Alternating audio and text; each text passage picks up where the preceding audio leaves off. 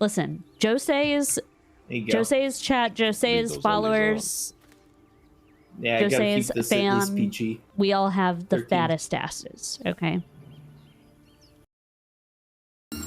Oh, it was the candy shop.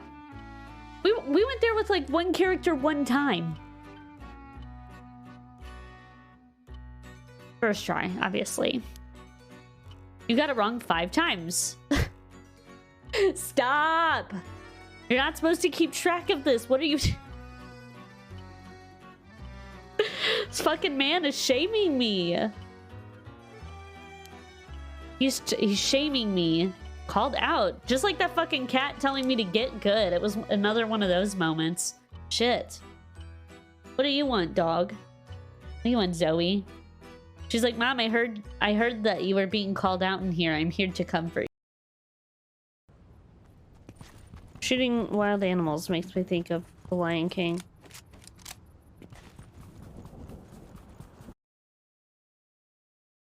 One's right behind you. One is right behind you.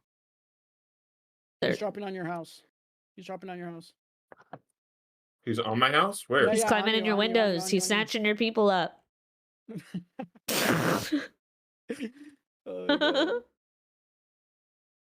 Over here, you guys can't see it. He's showing off his fat stack of cash he got from... Oh my god!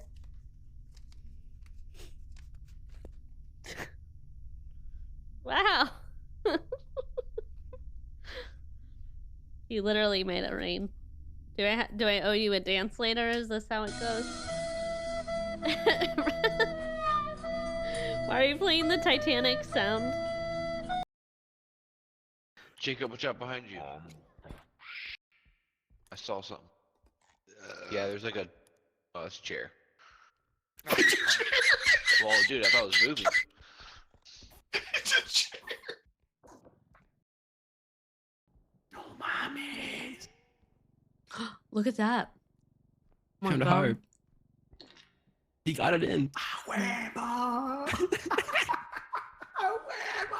Now find the extraction point and don't break it. Oh, no mommy. No mommy. Whatever. I just find the R. He doesn't know. That was kind of slick. They're gonna blow you up, Jenna. Run. And thought it said girls. Oh. Oh shit, I have to write my poll for Wednesday this week. What's your poll? Is it a gaming poll or something different? They wanted to show off their fame? I guess so. Hey, Claire wanted to give you a...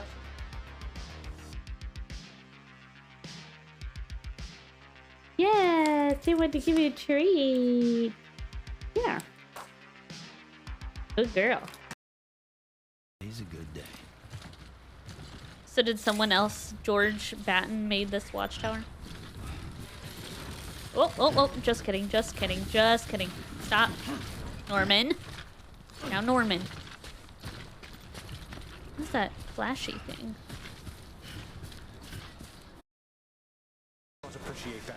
Oh no! God, I am so bad this time, but I'm also getting really unlucky with the boons.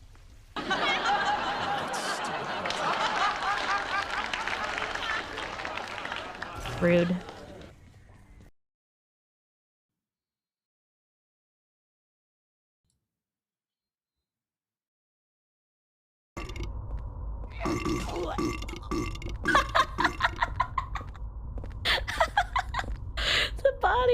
The body, please go down the stairs again, please.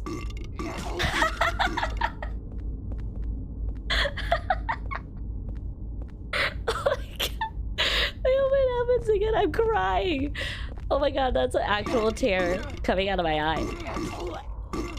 Oh my god, babe, you have to hear this shit. It's so ridiculous. A sounding rod.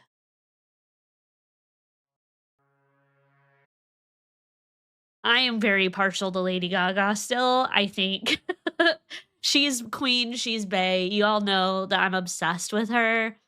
But you can't deny. Okay, bitch, listen.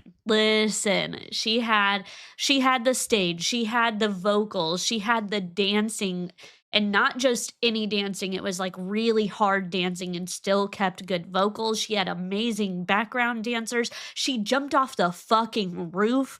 She sang God Bless America with hundreds of drones behind her forming an American flag. It was patriotic, it was gaga, it was gay. Like, she played several instruments, including, like, y'all know she plays piano, but she did a guitar solo at one point. Like, she was doing flips and shit. Like,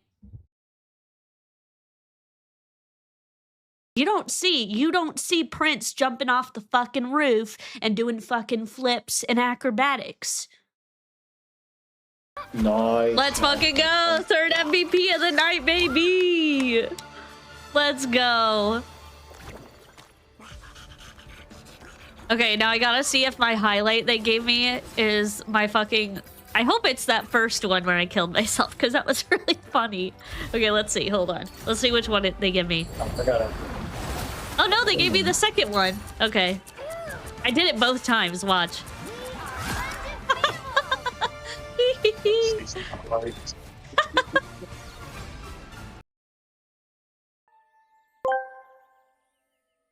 No, Clara. The way it read that. Tell me, Miss Bateman. Don't ask if I believe it. It's showtime. Hello, friends. Welcome. I'm gonna fix my chair. I already saw what... Yeah. I saw what's coming. I looked at... I looked at chat. Hi. Well... Don't get mad at me. You're choosing to use it when I'm gonna... The time of my stream where I'm gonna be looking at chat the absolute most. Wait until I'm in the middle of a fucking rant or something. Says the person who arguably has the most power besides me in the chat. Hi, Emmy. I deserve that, I guess? Question mark. What, you want to say hi, Zoe? Zoe wants to say hi. Oh, and Bila. Wow, we're blessed this day. Thank you. Hello. So good. My goodness. Y'all are so cute. So cute. So pretty. Look at Elam.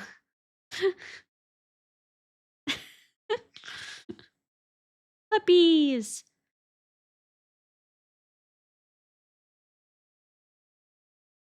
Yeah, if you wanted to refund it, you could.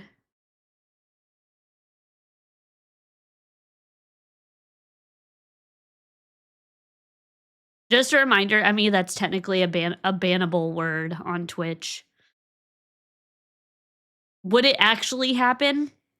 Probably not, especially on my stream, but that's why it's blocked if you're curious.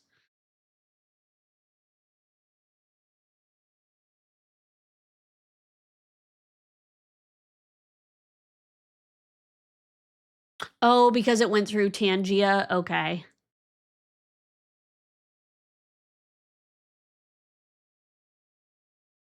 It wasn't even Gen Zers. It's people who were actually being shrimps, like actual shrimps. For they called it they said this instead of they said it's a slur, and they complained enough that Twitch deemed it as a slur, and so now shrimp. And by the way, I'm saying shrimp, but without, you know, the HR is a banned term. Thank goodness we have Gooner for now, yeah.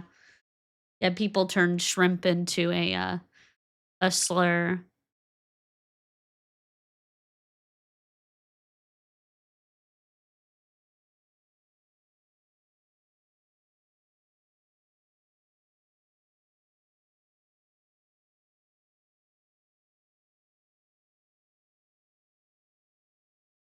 Who do we complain to?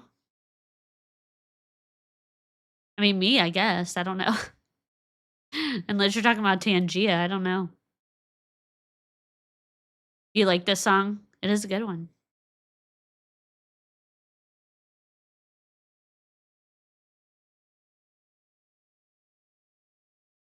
Yeah, I was looking up. I just looked it up, and it said because I wanted to see what year, and it was in 2020. They added the words shrimp without the HR, INCEL, and the V word, talking about people who don't have sex, as words that they would crack down on because they are used too much as derogatory insults. And although the context matters and they say that they won't blanket ban, but they the policy is specifically enforced when it is used to insult somebody. However, if it's a word that can be banned, we know this to be true of other words that were in the same bracket, like Ritz, wheat thins. You know what I'm talking about? If you use that word and you're not talking about white people, there have people who have been banned simply for talking about actual snacks. And so it's like, well, I don't want to risk it.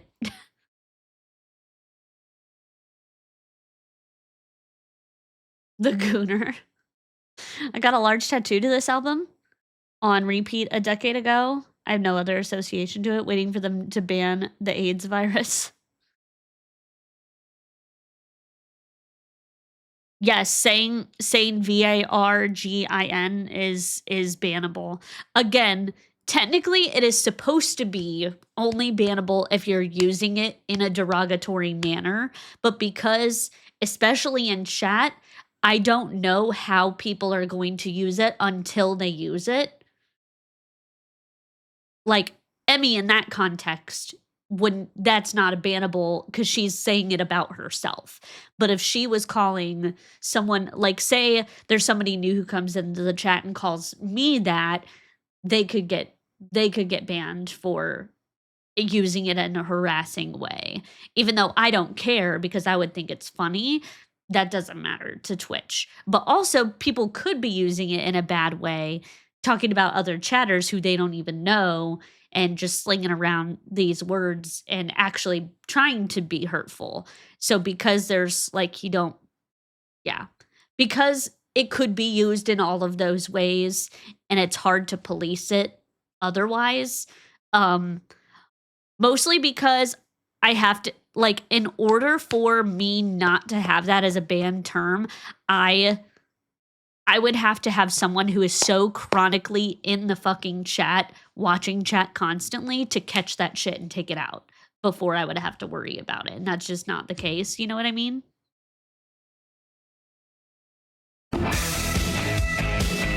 Hi, Green. 10 streams. Let's go. I could go for some club crackers right now. You don't have to worry. You would know the right people to ban if they're you. I feel like you would know the kind of person who needs to be banned for using those words. But no, when I say bannable, I don't mean bannable by me. It's technically a bannable offense by Twitch itself because any of the words that are on that list are words that both chatter and streamer can be banned for, technically. Fun stuff. The only shrimp in chat. I feel like all of us are shrimps for something, you know? Sonic Racing Crosswords Worlds looks really good. I know. I really want to get it.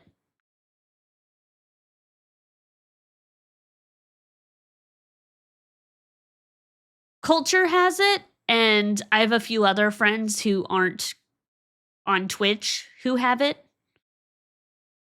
I think Solus, I think Solus has it as well. I think he went ahead and bought it, but I can't remember. I'm hoping they have some kind of a good sale at some point, and I can figure it out, but I know. I'm like saving all of my own money. I'm saving for all the stuff that's coming out, like the horror games that are coming out that I really want to play. Too scary and violent for me. And high fantasy smut novels. Do you have a favorite, Emmy?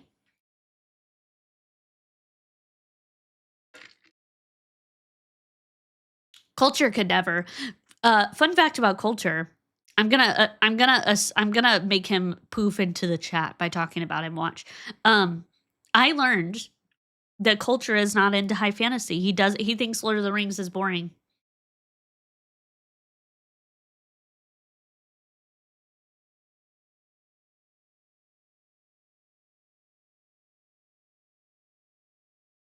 It's hard for me to shrimp, always laying in bed.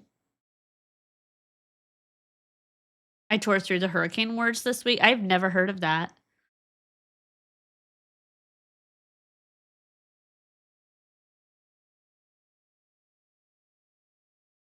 Shun the non-believer.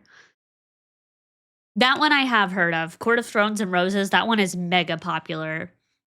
I don't read it, but I'm not into reading that stuff, but good on you if that's your thing. You do you, you know?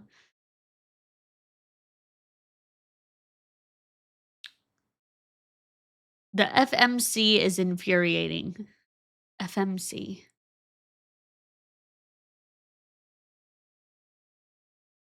But the fairies seem hot, so I'm into it. Oh my goodness. All right. Are we ready to get into the game here? I'm ready. I think y'all are both in Hangouts and I'll drag you over. I slammed my penis in the car door. There they are. Hello. Chat, it's me, the only shrimp. Your little thing I made didn't work. Hold on, I gotta fix it. Okay. Time to mute stream. Mute the tab, folks. Mute the tab. Did your day get any butter? I haven't had any butter today, but it did get better. You know why? Because I didn't go to work. Yeah. I simply just didn't go. That's so valid.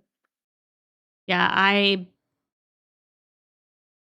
just couldn't do it. I woke up like I was hanging out with Solus on Discord, just vibing, just talking, whatever, and I just felt so fucking tired, which isn't normal for me.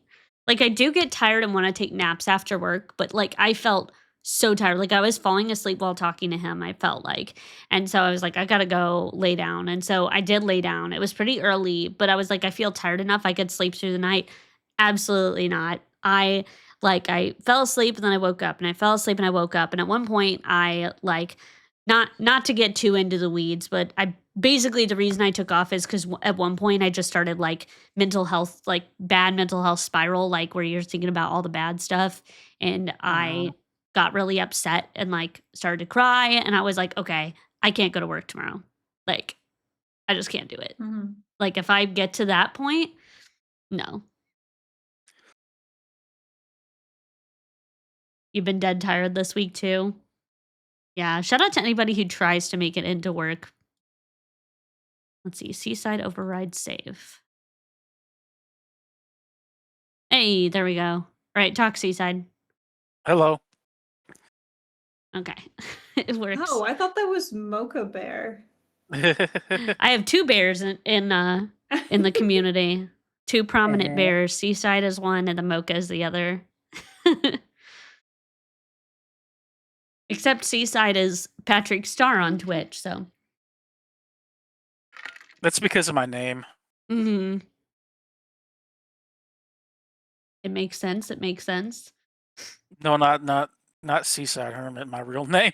Oh. Wait, Patrick confirmed? Yes. Patrick Star, the Patrick Star? In our midst? Oh my goodness.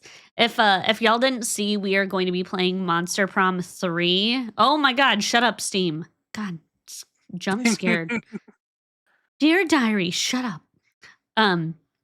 Monster Prom 3, Monster Road Trip. That is what we are playing.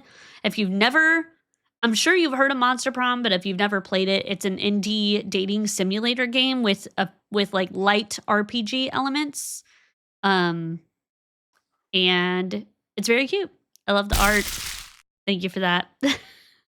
The characters. Oh, Yeah, I love the this. characters. Oh shit, that reminds me. Shit. I asked y'all if I should download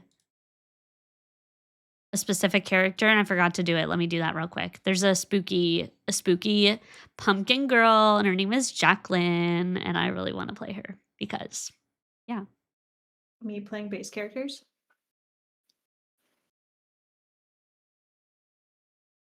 Wait, how much is it? It's $3 for Jacqueline, so I'm just gonna go ahead and get her. I'm gonna browse. I can browse. I can window shop chat. It's in the doorway. What? Oh, it says Zoe. Looking like a gremlin back there, staring menacingly. All right. Oh my god, they have a Mothman character, Hazel. That's so cute. Mm-hmm.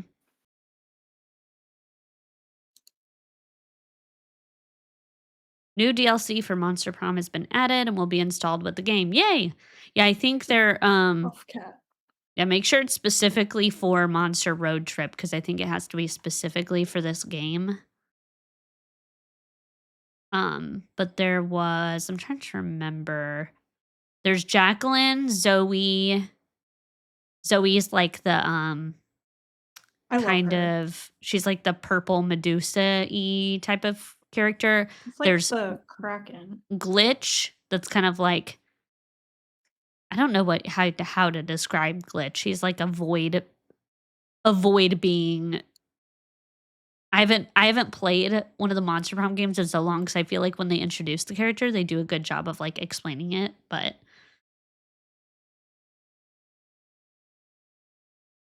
and then there's Juan, and Juan is like the face is a super chibi cute cat, but then his body is huge and buff, and that's Juan. And then I think they added the newest one is Doug. He looks pretty cute. He's like a bear zombie character. I say bear not in the animal sense, but in the gay sense. he's giving bear, okay? Oh, yep. Did you see him? Like the dog in Repo?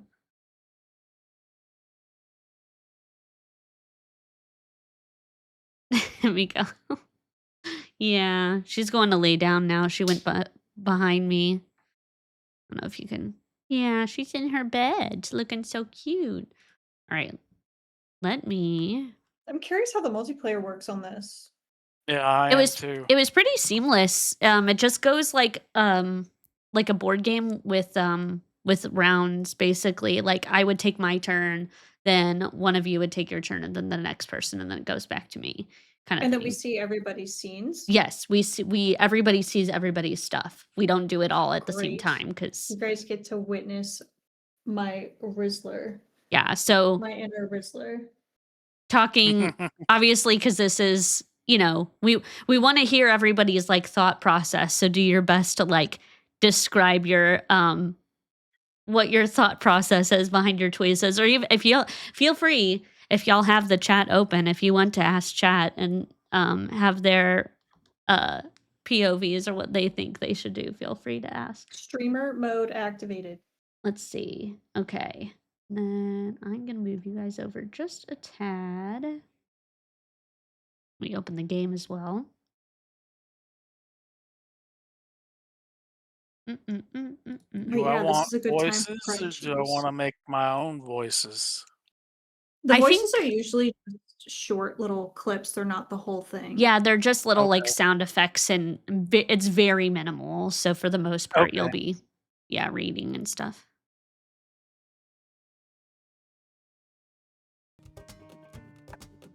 What are you You testing the chat coming up on the screen, Himiko? All right.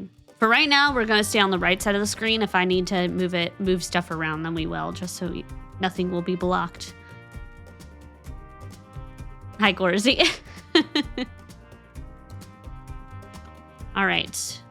I already checked the settings, and I thought this was interesting. So, they added, I don't remember this in the other games unless they've went back and like added this, taste. They added trigger warnings that will pop up on the screen for me, for you. So I've went ahead and enabled them. So basically, if there is a point in the game where there is excessive use talking about drugs, toilet humor, it's very sexual in nature, or it's highly violent, like they talk about stabbing or killing or something like that. Remember, these are monsters, okay? It'll a little trigger warning will like pop up, and I do have my jump scares turned on. I didn't know there would be jump scares, but and then jump scare. they, in terms of stuff, they also have, they do have a streamer mode, but it only applies to the credits song, so I'm like, whatever. And then they do have dyslexia font available if anyone is curious. Ooh, I'm gonna put that on for myself. I will say the main font right now looks pretty legible. It's not that bad. Trying to think of a long word to test the length and girth of chat. The OUS went to the next line, Green. Online. Do you want to hear awesome voice effects, or would you rather make them up as you go? Voices. Let's go. Create.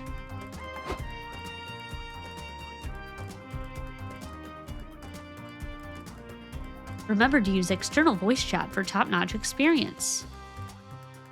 I can't see the, Oh, you can add local players too, so if like Danson was sitting next to me, I could add him as a local player. Here, I'll send it to y'all. Okay.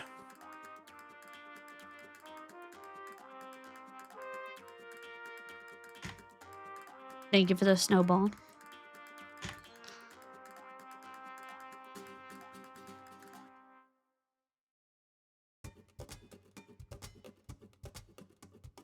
Not a real wordy Harrelson. Oh my god. Yeah, I was just thinking that, Himiko. Half of my webcam and then Seaside's bareness is blocking the code. My thickness.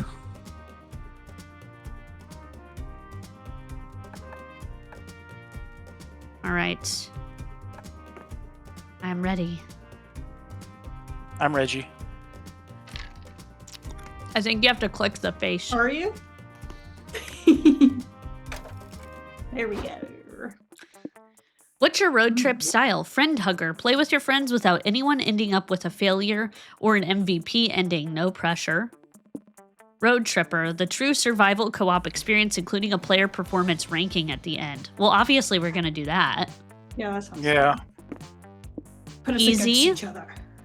Focus on the narrative and take the scenic route. Higher initial resources. Deep conversations are impossible to fail. Normal, your standard road trip, standard initial resources, extra attempt at deep conversations. Or hard. They say ruthless survival challenge. Lower initial resources, higher destination requirements. Resource changes are tougher. No extra attempts at deep conversations. I think normal for... Yeah, normal. Yeah, we'll do normal this run, and then if we wanted to play again, I don't know if we'll have time to do 2 runs today, but yeah. Hi, Reggie. I'm Green Cobbler. Ah, the road, that mythical beast of asphalt. We once tamed it in what became one of the strangest, most wonderful journeys of our lives. Back then, when we were young and unafraid. Summer was coming to an end when Polly and Scott planned a road trip. The whole thing was bound to go off rails. This was the Prank Masters, after all. Scott Howell, 22, a werewolf athlete who compensated for his rather small brain with a stupidly huge heart. And Polly Geist, 23, a party ghost with an insatiable hunger for all the wrong things. Each of them were, by themselves, an agent of chaos. But together, they were the perfect combo for hijinks to ensue. Who in their right mind would have agreed to join them on such a trip? Jacqueline! I can change my name. Oh, Orange? You can put a custom name. I can call myself Josee, or I can stick with Jacqueline. What do we think, chat? I think Josee. It's close enough to Jacqueline. My own name. Josee. I love how it's orange. I wore my orange hat. To go with Jackie. I bet his heart wasn't the only thing that was stupidly huge. It was crazy. Himbo werewolf confirmed. Yes. Jack O'Lynn. Nice. You can do he, she, or they pronouns. Very nice. This pumpkin is pumped.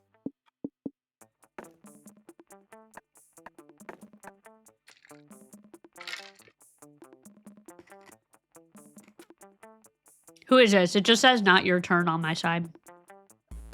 It's mine. Poot!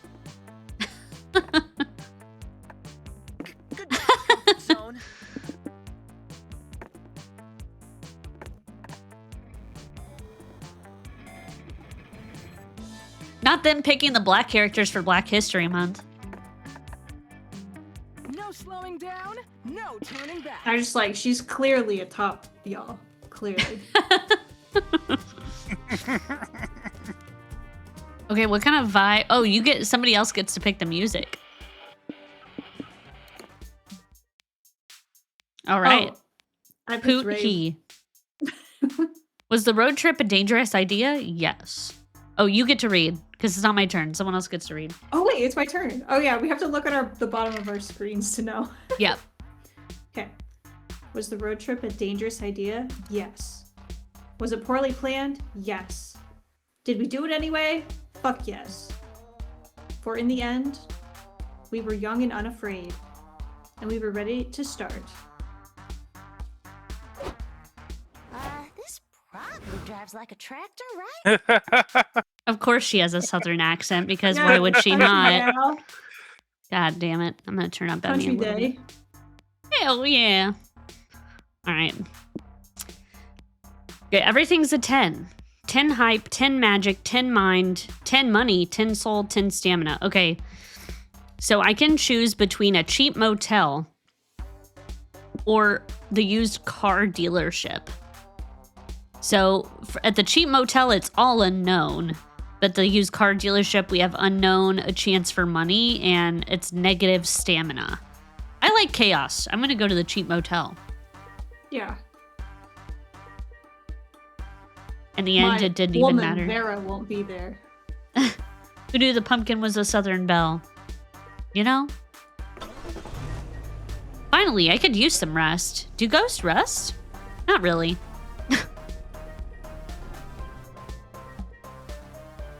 There's no shame in sticking to a budget, but honestly, you might have been better off sleeping in the car. Pizza! But hey, sometimes you just gotta rough it for a night. It'll build character. At least that's what you tell yourself while you're browsing the abysmal room options available to you. Too late to back down now, though. Which room will you rent for the night? Polly, I have a question. I've been meaning to ask you, how do you road trip? It's okay, Scott. There's no shame in asking, Scott. Let me explain. All of us will share 6 essential resources, and we need to manage them wisely to keep this trip afloat. So we need to be careful. Because the choices we make during the trip can affect these resources. And if one of them depletes completely, we can kiss this road trip goodbye. I get it, so our goal is to avoid running out of any resource and keep road tripping forever. No, the goal is to reach one of the 6 destinations every road trip leads to.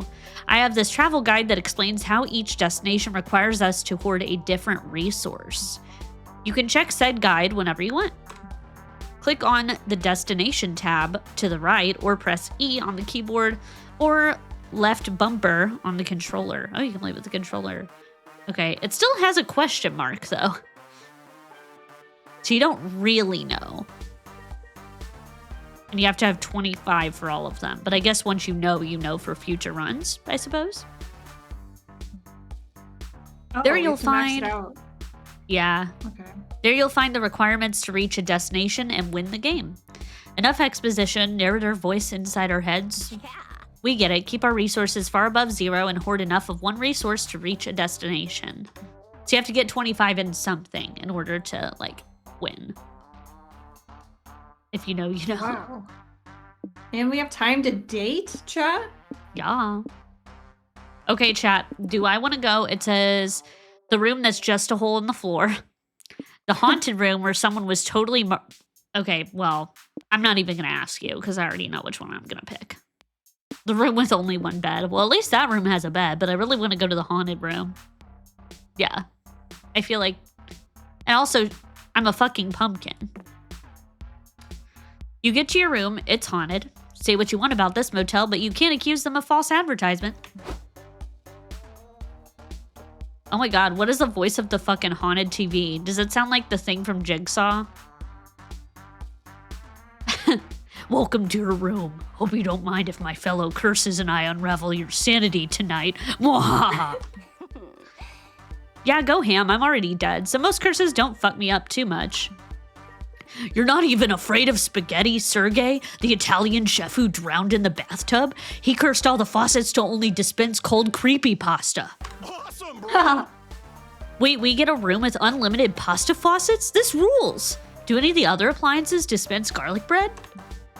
No. But we have Mirror Mary, the spirit trapped in the mirror who wails funeral dirges through the night.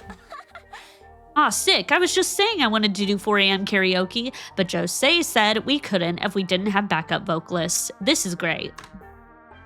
Yeah, it's just fucking super. We've got 2 backup singers, actually. Check out that guy staring at us in the corner. I bet he's a great singing voice and a bubbly personality. Oh, that's actually super unsettling. Who the hell are you? I'm Tanner, says the creep. Oh my god. Where's Tanner? Tanner! Tanner's Tanner! on the cock chair. Tanner! Where is Tanner? I was killed in this corner by a guest I was watching sleep. She stabbed me. Can you believe it? Karaoke? Hell yeah. Your death was a total injustice, Tan. It's your given right to haunt this room in revenge and stare at guests all night long. No. Spooky spaghetti I can handle, but creepy men staring at me while I sleep is not allowed. Do something, Jose. Okay, it says break the curse by helping Tanner complete his unfinished business, listing every bird known to man aloud. Upgrade your curse. See if the ghost of the guy who drowned in champagne and now vomits free champagne is available. Well, I'm gonna help Tanner, obviously. Hi, Cruz. You want me to list all of the birds? Asked Tanner. Okay, if you really think that'll work. Albatross, auklet, bittern, blackbird, bluebird, bunting, bush tit, canvasback, cardinal, chickadee. Is he really gonna list every bird in alphabetical order? Isn't this gonna take, like, forever? Fuck Tan. Ooh. Yeah, we'll probably be here for a while. Don't worry, though. It'll be worth it to get rid of him. Dipper, dotterel, dove, doe-witcher, duck, American black duck, falcated duck, fulvous, whistling duck. Oh my god, he's gonna list subtypes of each bird, too? It's okay, Polly. Just cover your ears and it'll be over soon. Eagle, falcon, finch, flycatcher, godwit, goldeneye, goldfinch, goose, Canadian goose, gull, hawk, gray hawk, red hawk, white hawk, blue hawk. There is no such thing as a blue hawk. Oops, I think you're right. Damn it, now I lost my place. I gotta start over. Albatross. Ah! Scott hugs Polly while she goes insane. The list of birds seems to spiral on forever, and then suddenly it's over. Tanner ascends into the sky. Ugh, that seriously worked? Do you think if I listed all the birds, I'd leave the physical realm too? Hopefully you never find out, because you never want to go through that bullshit again. You gained 2 soul for helping the weird spirit move on, but you lost 2 hype listening to the exhaustive list. Aren't we going too fast? Poot's turn. All right, Poot, you get to pick our next destination here. Ooh. Doom's Diner or the Troll gas station. Yeah, let's go with the diner. Wait, you guys got mattresses? You got your own mattress built in, dude. You read about this diner. Oh, your turn. Sorry, you read. You read about this diner in a listicle of the top 10 most cursed restaurants you should never ever visit. We're doomed. Obviously, you took that as a challenge. Seriously, after all the dark magic you've messed with over the years, you think you can handle a diner. So now that you're here, what do you do? Again, let us choose an action and make an event happen. Yeah, I'm ready for all the randomness that these events involve. Actually, Polly, I was checking this travel guide, and it seems they aren't so random after all. Look, these different signs apparently refer to different types of events. The most common type of events are called exchange events. If they're making a choice in those, you'll always lose a resource and gain a resource no matter what. The trick is making the right choice, since that'll decide which resources are gained and lost. But if there's a resource sign next to an event type sign, that's called a known resource. It means that resource is guaranteed to be effective no matter what the choice is. If the sign is positive, then the resource is guaranteed to be gained. If it's negative, then you know you'll lose it.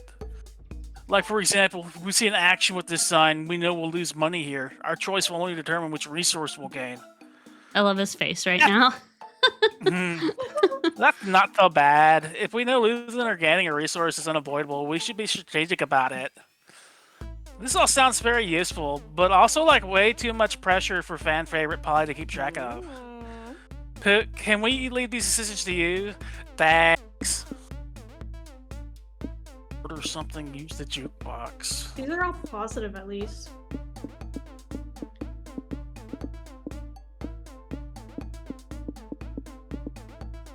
What's this little... Does it show you if you hover always over? gain mind. Stamina. What do we want to do? Actually, we could... No.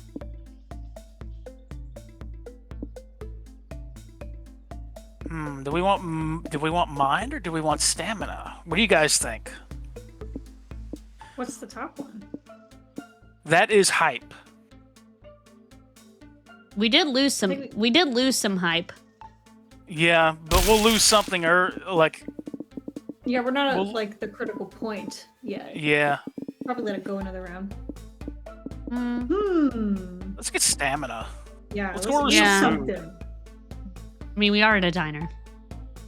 You all enter the diner and sit down to order. Your waiter appears in a cloud of baleful energy and french fry smell. Welcome to Doom's Diner. Behold a den of shadow and rot, heavy with the weight of curses handed down from generation to... Yeah, we already heard it from your greeter. He's in the parking lot with his dick out screaming that the end of all these diners is nigh. Oh, you mean Naked Dave? He's just Naked Dave. Oh, does he act like that because he's cursed now? Nah, took the wrong kind of shrooms. But this place can and will curse you. Even the menu items harbor dark, forbidden magic that will permanently ruin you if you consume it. Yeah, speaking of the menu, if I order the Doom Burger meal deal, can I replace my side with a beer? And also my entree? Actually, I think I just want 3 beers. I want hot wings, please. Which sauce do you recommend? Miedo Tabasco in Las Vegas? Or literal blood, maybe? Haven't you people ever heard of heeding a goddamn warning? This food is cursed. If you eat it, it'll corrode you like a beast in repose. It'll twist your mind and sell your soul to the highest bidder. Shouldn't you, as a waiter and all, be selling us on the idea of eating at this diner? You don't seem to be very good at your job, boo. Of course, his name is Gerard. Yeah, I saw that. He looks like I'm not okay. What are you gonna order? What'd you say, Amy? I said he looks like the I'm Not Okay music video. Well, let's see here. An evil milkshake and deviled eggs, extra devilish. The everything burger. Soup. The nasty patty. It does look like the nasty patty. Ooh, that burger. That burger is fun. I don't know. I'm leading burger. Not a butler, just a waiter. Order.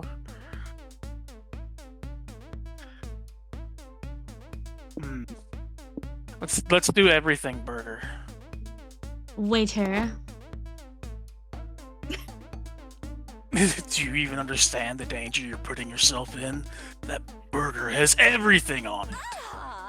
That sounds like a challenge. Does it have pineapple on it? Yes. Does it have Baphomet's butthole of hot sauce on it? Yes, it does. And every other sauce in the world. It has everything. Does it have dog treats? Even the high-end ones from the Good Pet store uptown? What about Scott's butt? Does the burger have Scott's butt on it? Does it have this one specific brownie my grandma made me in 4th grade that was so good it created a core memory?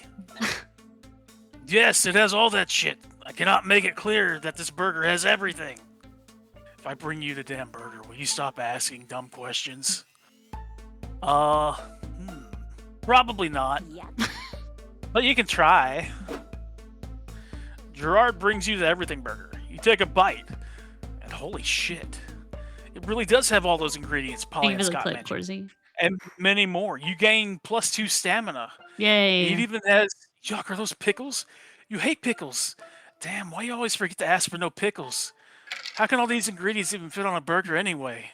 And what does this taste? Could it be Scott's butt? No. Nah, it can't be. Or can it? All the questions and more plague your brain without answers. The same way the ingredients plague this burger without logic. You lose -2 mind. No. No hands. All right, I mean. All right, chat. Are we? Oh wait, how do I? Is it WASD? Yeah. We can either go to the charming village, an idyllic little village where absolutely no atrocities ever take place, or the Wig Museum. What is? So unknown hype and sad money.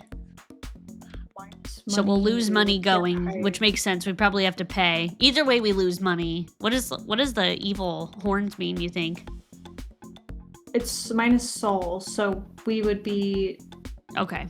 For sure 10 soul, 8 money versus 10 hype, 8 money. Ugh. I'm going the strategic route, chat. It's not about where we want to go, it's about where we need to go.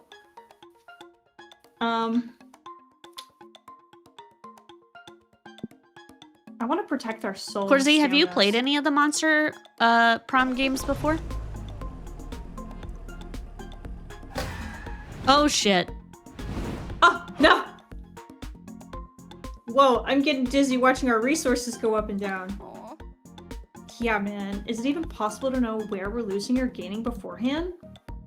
Dang, we're doomed. Put something on the radio. We may fuck up this road trip, but at least we'll fuck it up while having some fun. Okay. Welcome to our humble radio show, where our guests give narratively convenient road trip tips. Today we have road trip survivors Cormac S. Thompson and Hunter McCarthy. Guys, what can you share with our audience? Resources. Let me start by saying the #1 cause of road trip related deaths is not properly understanding how to manage resources. Ah yes, the dreaded 6. Most unexperienced road trippers think they behave in arbitrary ways, but that's simply not true. When you're making choices on the road, you have to look for little clues to infer what resource you'll be losing or gaining. Makes the world go round. Money might be the easiest one. Are you buying or renting something? Money down. Hiring somebody? Money down. Doing a job or selling something? Money up. Makes sense. But beware, sometimes the solution doesn't obviously involve buying something, but it involves using expensive stuff that you may need to rent or buy. And what about magic? The mysterious substance that fuels our cars. Magic is tricky.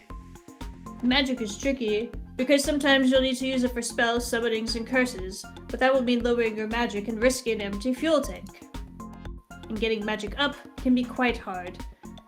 You could find a gas station, or you may need to resort to performing sacrifices or colluding with Yeah, is strange, magic just powerful fuel? entities. That's funny. I guess so. Classic road trip stuff. Our time is up, fellas. Let's discuss the other resources in future episodes of everyone's favorite radio show, Convenient Exposition.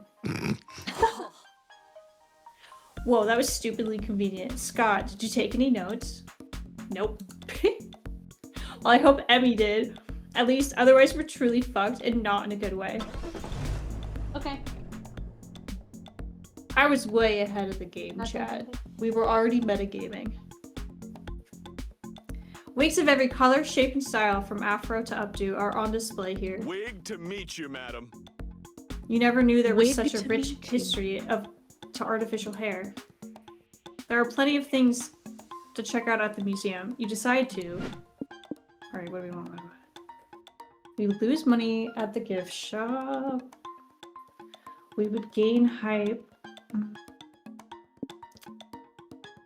We don't know what we would gain or lose. Honestly, I'm willing to gamble.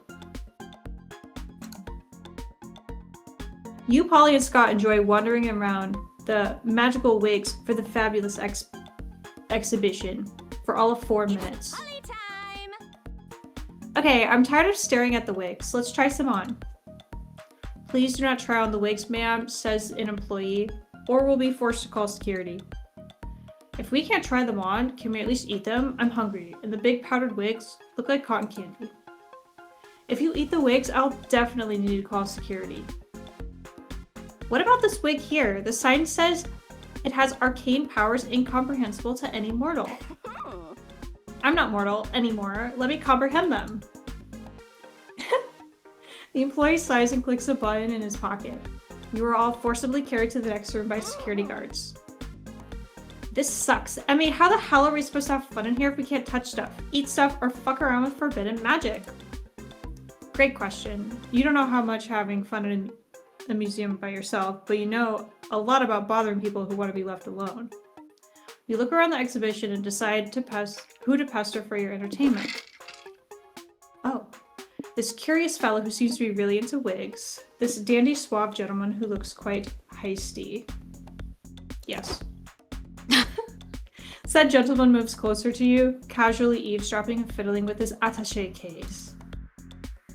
I look heisty? I don't know what you're talking about. Oh, okay, I guess we misjudged you. Sorry about that. Okay, you caught me. I'm here to do a heist and steal the magic wigs in the exhibition. Now that you know, do you want to join my heist crew? Sure. The gentleman takes you outside to a black van parked out front. He opens the back doors to reveal a bunch of people inside. This big fella here is Tony Macaroni. He's our muscle. He's bald, as you can see, and he really wants a nice, expensive wig to cover it up.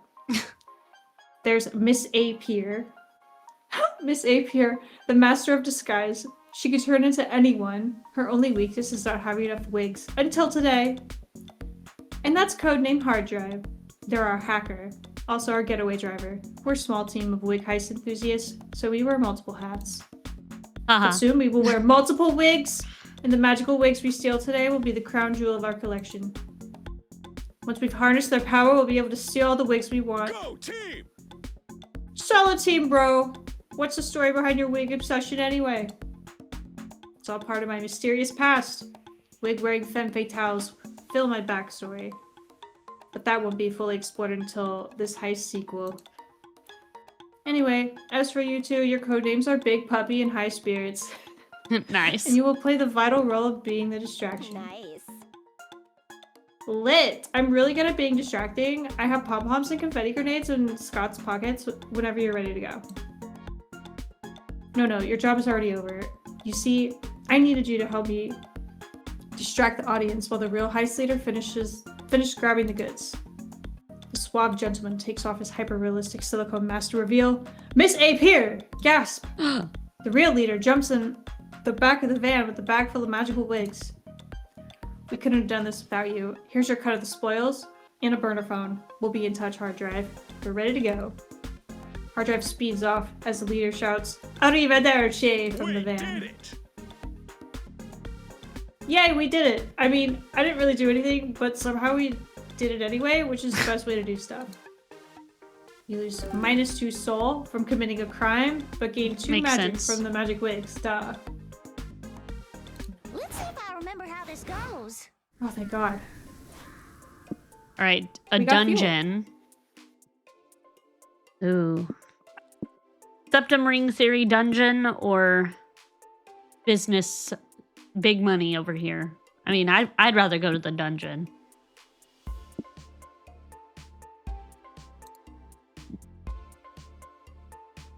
Soul Mind and a question mark. I mean, double money also sounds good, but I don't know. I'd rather go to the dungeon. That sounds like more fun.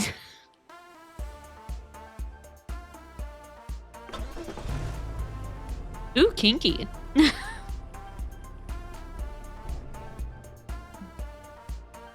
Normally, a dungeon would be a dark, scary place for people to be locked up and punished. But in the world of video game logic, everyone knows dungeons are just challenging labyrinths waiting to be explored. There are plenty of ways to plunder a dungeon. What's your preferred method? You can't hear me. Oh no. What happened? Uh-oh.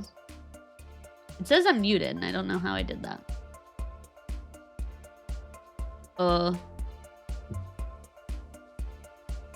It like won't let me unmute. Hold on. Can you hear me? No, I was just being quiet. In the corridor. You're being so quiet.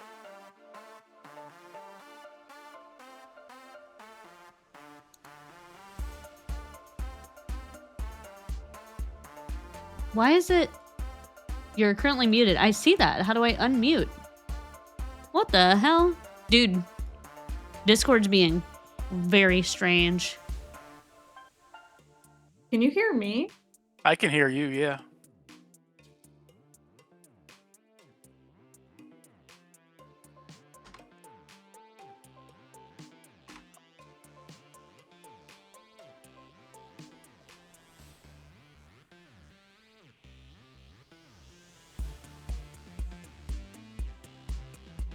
Hello? Can you hear me?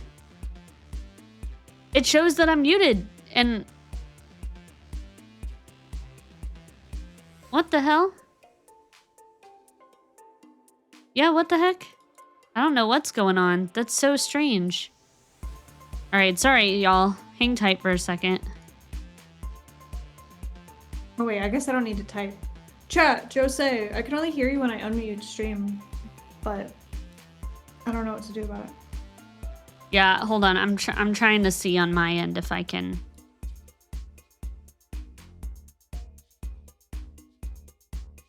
I'm task managering it.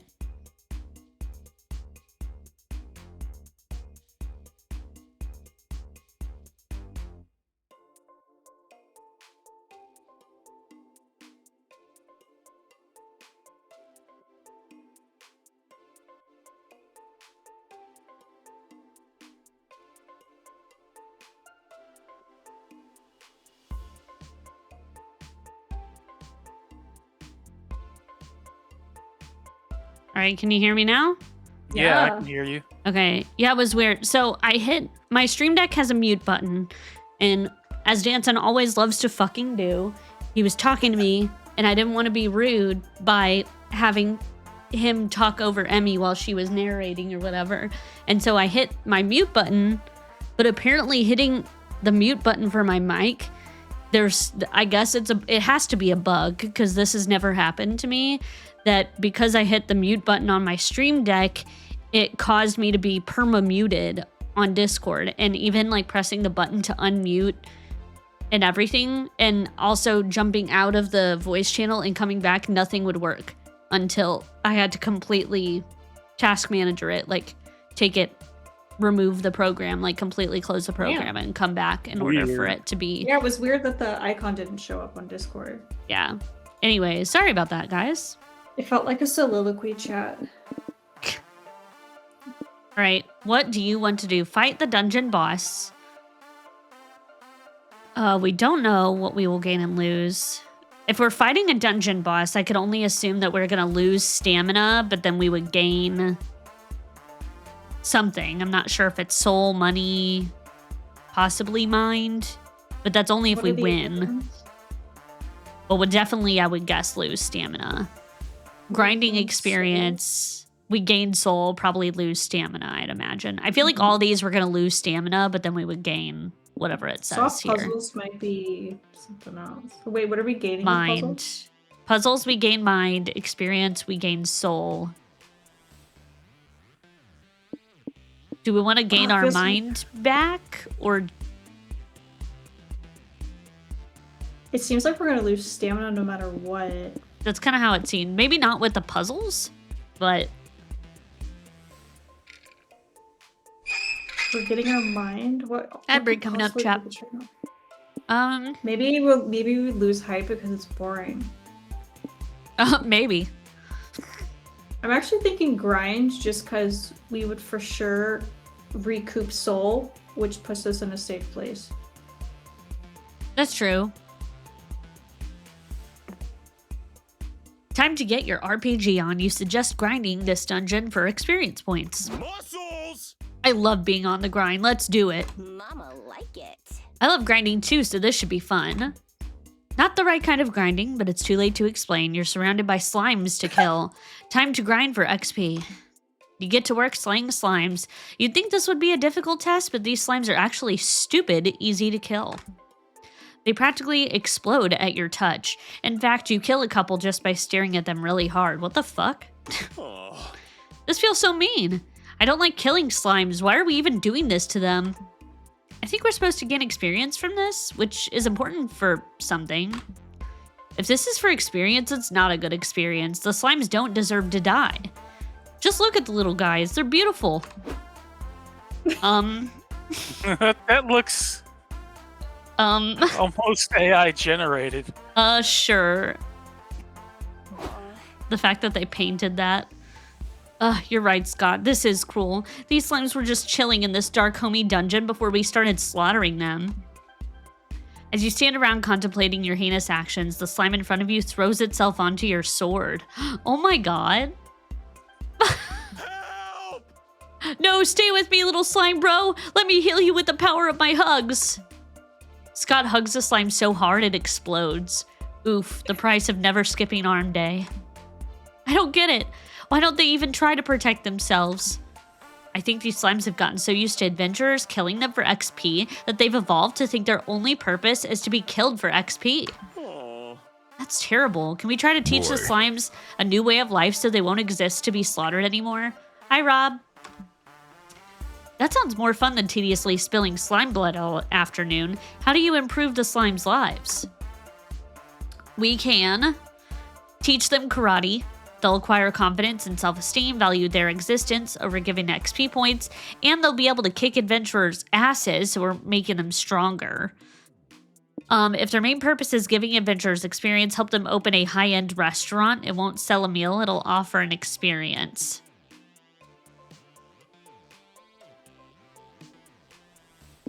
I want to... Well, teaching them karate is definitely going to do the stamina, for sure.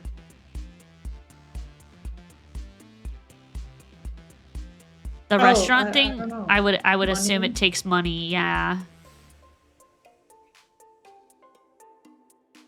I like this part, guessing.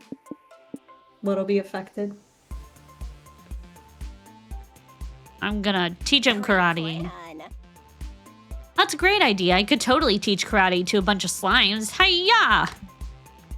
You think so? Do you know any karate, Polly? I mean, not really, but I've seen lots of ninja and martial arts movies. You just do training montages and chop stuff and go, hi-ya! How hard could it be? Scott, Jose, you go round up the slimes while I set up the dojo. Let's do this. Hi-ya! You and Scott gather up some slimes to train. When you get back, Polly is hammered. Whoa, I'm seeing double, which just means more targets to hit. Haha. Okay, students, the first rule of karate is to always be alert. Like this. Hi-ya! Polly karate chops a slime. It explodes. Okay, bad example.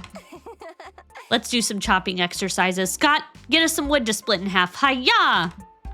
No one chops wood in half. Between Polly's drunkenness and the slime's lack of arms or legs, no progress is made and -2 stamina is lost.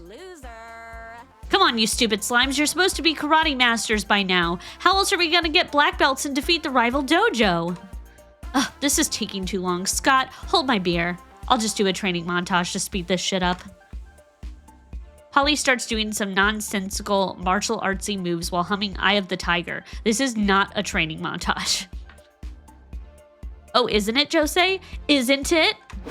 And she blacks out. Whoa! The montage worked. Look at the slimes. Huh? All the slimes are suddenly wearing black belts now. Wait, that was actually a training montage somehow? You gain +2 soul for helping the slimes learn self-defense and purpose. Scott carries Polly out to the car while she mumbles "Hiya" in her sleep. Oh, Polly.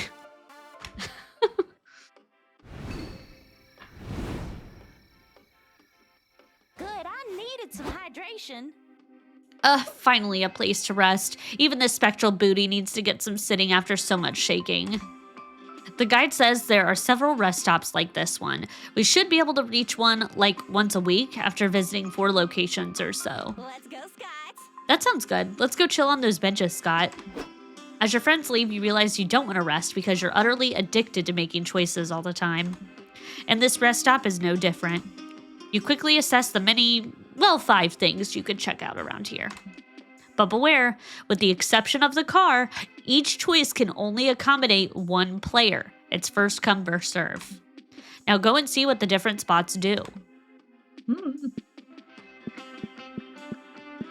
Well, I get to pick first, so fuck y'all. Oh my god. So I could go to the noodle stand. I could go to the bus stop, the info board, or the rest area, like the little picnic benches, or the car. Well,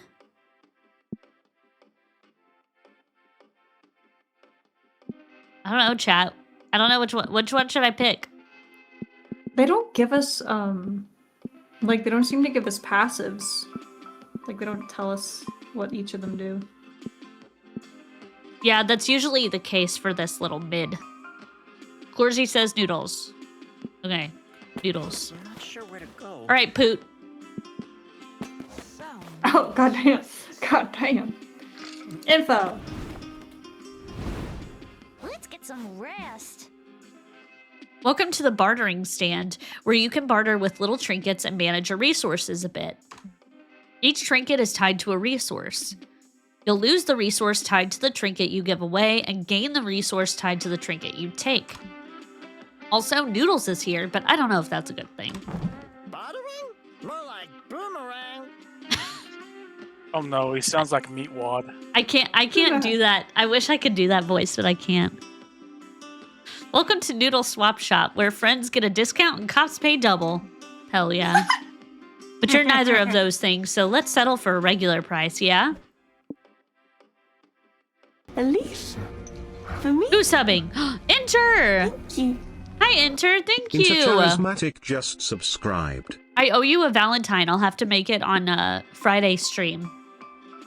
How are you? Welcome in. Thank you so much for the resub. I appreciate it. A full year. Let's go.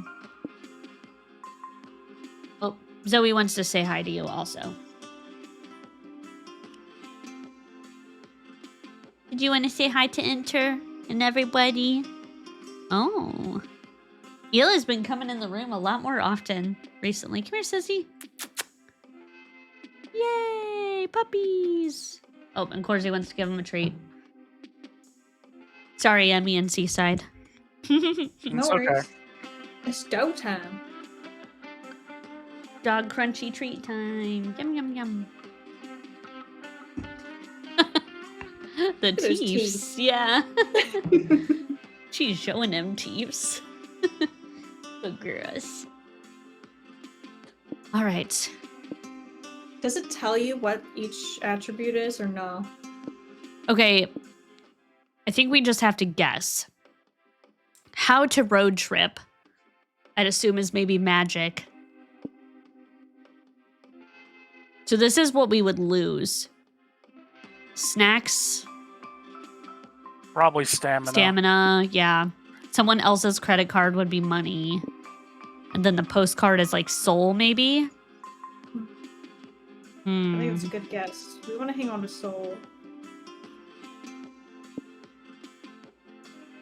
I think we could lose stamina. Or money, because those are kind of middle. We'll trade money for an exclusive cult membership ring. Ashes of a man whose dying wish was to be given to a random road tripper. Coin from a different dimension. Or a possibly too smart toilet. What would that be? Mind. We could recoup some mind, or we can get ahead on maybe soul or money.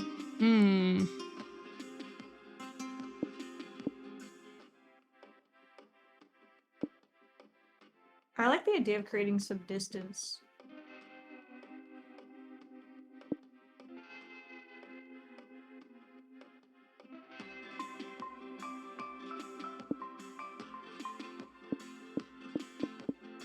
The coin is gonna be money, right? And we traded out. And we traded out money for the toilet would be Mind. You think? What about the ashes though? Do we I think think that'll be soul. soul? Or magic. Do we want to have even more soul? I like the idea of hacking soul. I can smell danger. Yes, we did. Yeah. Nice choice. I actually got that at your 12th birthday party. You what? You will totally regret this. Teehee, have a good night. He said you will come to regret this. There's a map info on the board where you can do two things. You can check a map that shows 3 potential locations nearby. Choose a location to learn how to get there. This guarantees that the location will appear in your next turn. On the other hand, you can use the phone to call hitchhikers. When you visit the bus stop next week, a hitchhiker you called will be there. These 2 options are all about taking an extra step to secure an outcome you want. I like the idea of hitchhiker because... That sounds fun. Yeah. Also, where are my love interests? Where is my Vera? The hitchhikers, probably. Guys, I'm gonna call my beloved Vera. I'm okay. Welcome to the benches, where you can relax and talk with either Polly or Scott. The conversations you can hold with them are a chill narrative treat, with no choices to be made. If you have enough conversations, you might score a date ending with one of them. Also, by having a conversation with Polly or Scott, you'll activate the chaotic energy passive effect, which will remain active for the following week. What does it do exactly? Find out for yourself. Now go make some small talk.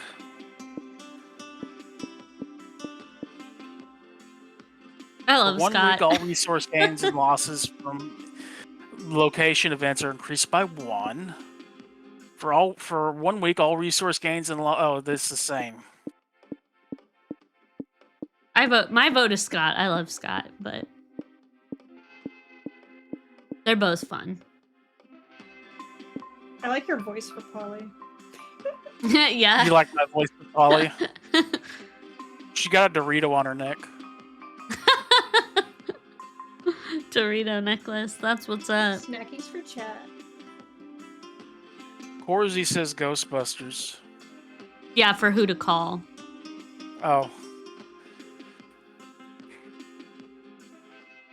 I'm gonna go with Polly. We talk about. Oh, there's a banana warning. So party etiquette's gonna be sexy. Oh, this is done. It's got a banana warning. Yeah. I have the little trigger, but the little trigger triangles show up on my screen. And it says party etiquette. is sexy, but you don't have to do it. I'm just saying. I'm just throwing it out there. So. Let's do party etiquette. I was gonna do that anyway. Hell Because yeah. I've played some of the monster games before, and that's totally her. That's the banana icon Yeah. chat. Ah, yes, parties. They seem so random and carefree, yet they're full of unwritten rules. There's too many to list in one go, but I'd say most of them basically boil down to applying some common sense. And they can be really important, especially if you happen to be a special guest. Sorry, what? Oh.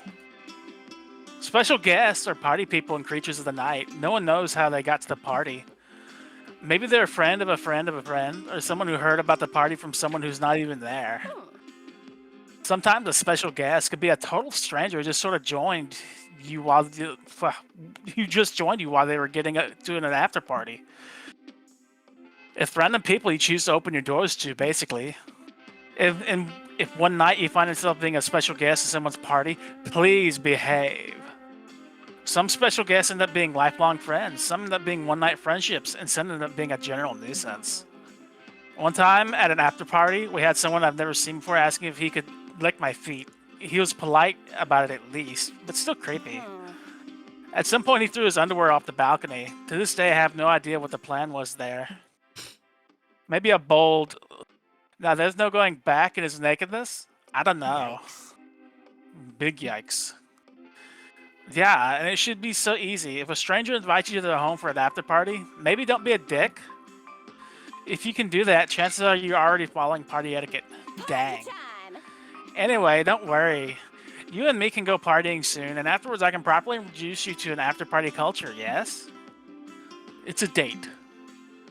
Polly spends the rest listing some of her favorite party rules. Some are pretty obvious and some are quite surprising. Surely you know them now. Chaotic energy. Whenever the prank masters go, hijinks ensue. Can you handle the consequences of their mess? Ooh.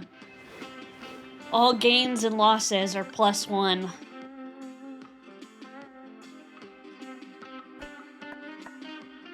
Soul is in the lead for her destination. Okay. Imagine being awake long enough for an after party. I would be. All right. Alright, where are we going? Wild West Town. Picnic spot. We get stamina. We get soul.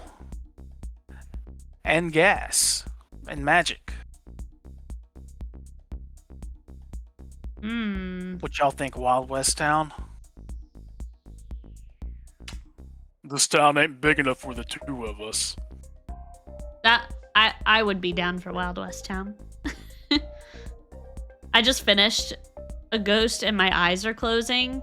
That was me yesterday, but work physically, mentally, emotionally, like every facet of exhaustion was exhausted. So no amount of caffeine could do it for me at that point. Yeah. I vote Wild West. I just realized I was on mute that whole time. Oh no. Welcome back.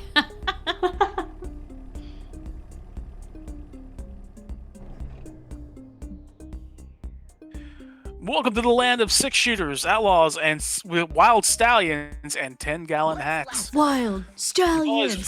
Sorry. Look at the little graphic. You've always wanted to be a real cowboy, or at least the kind of cowboy they show on TV. Look at you and your now's little chaps. Yep. So what are you gonna do, partner? Partner? Hey, wait a sec. That event type sign looks new. Yeah, according to the travel guide, that signs mean this is a quantities event.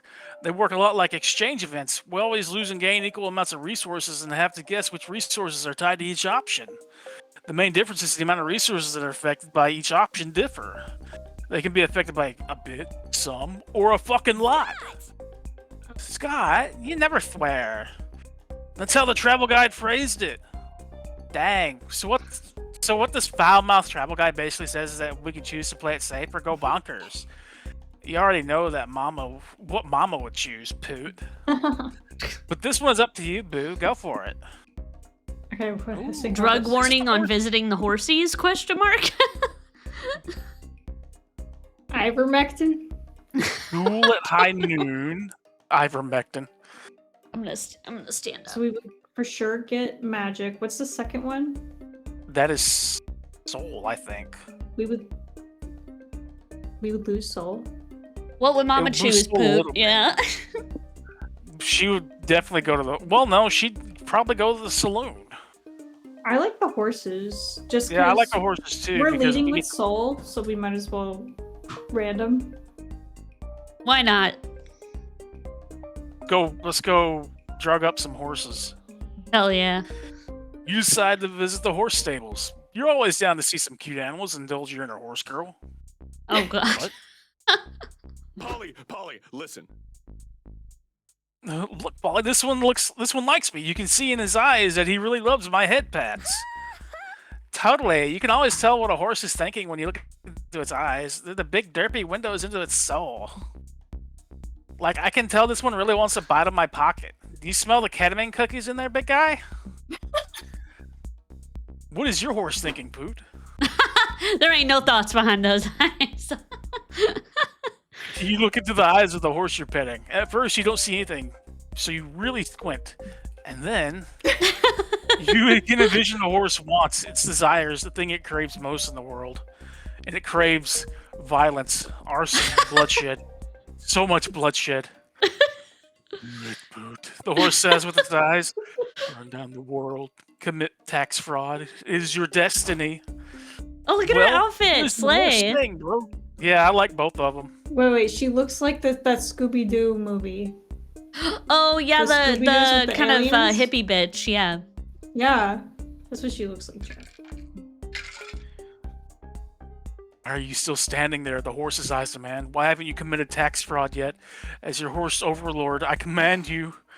What's wrong, Poot? You don't deny this adorable horsey its sweet innocent desires by saying silent, will you? Crap, you don't want to let your friends down, but does that mean you need to do the horse's bidding? You decide to chalk up the horse's disturbing demands to your own weird, intrusive thoughts and just pat its dumb head. The horse's bidding.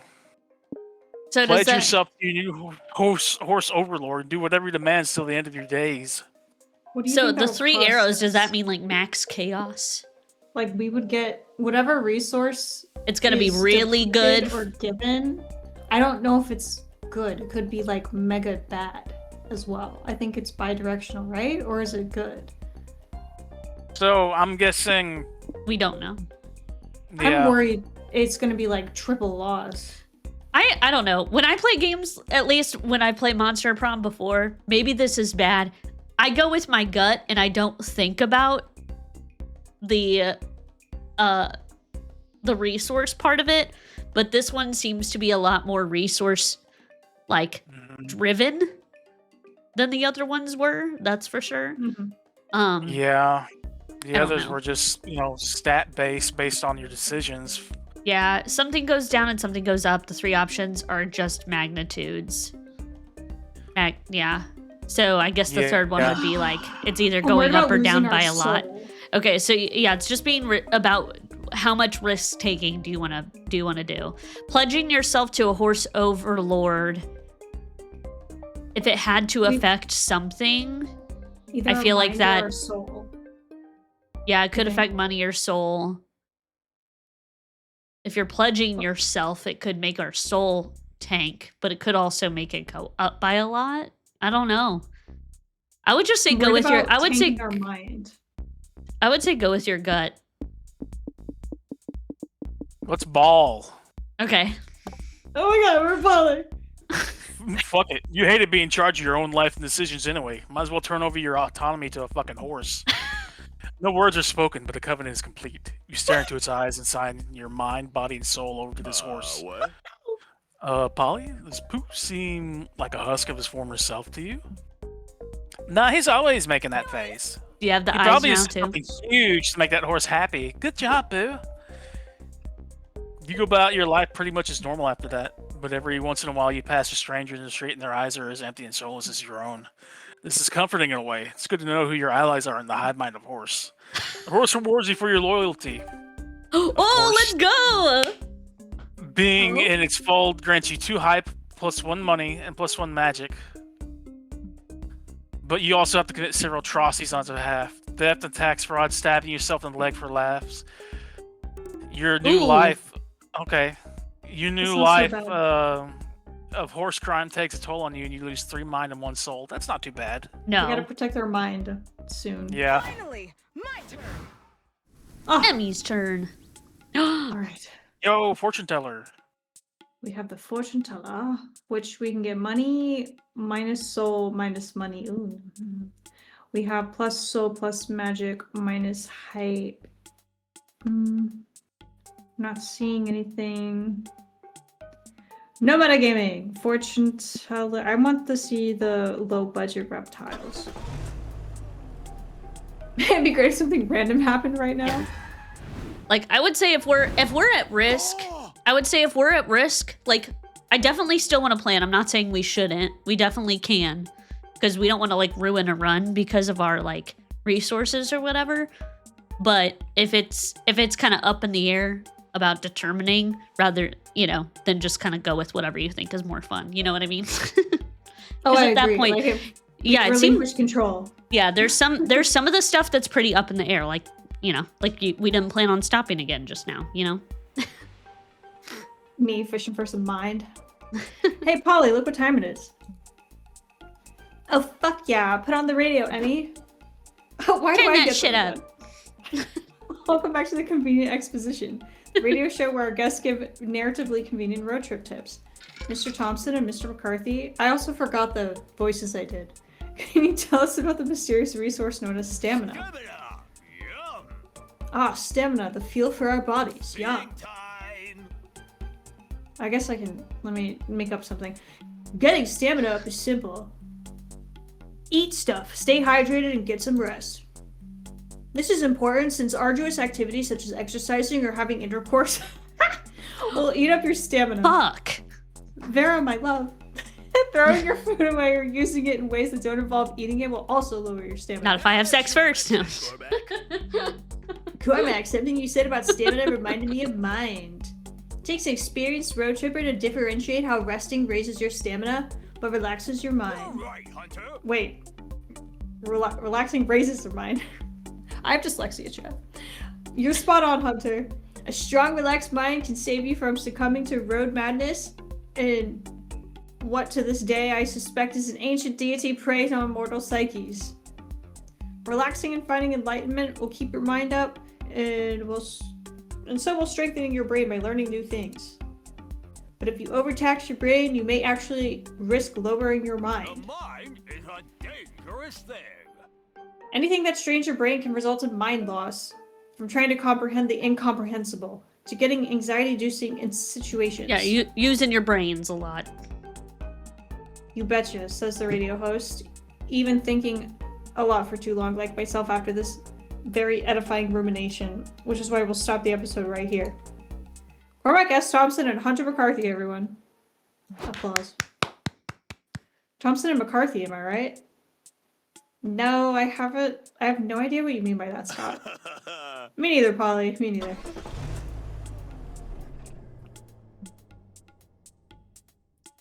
Welcome to the Reptile Variety Show. Meet the cold-blooded critters with a passion for the stage. Let's get some popcorn.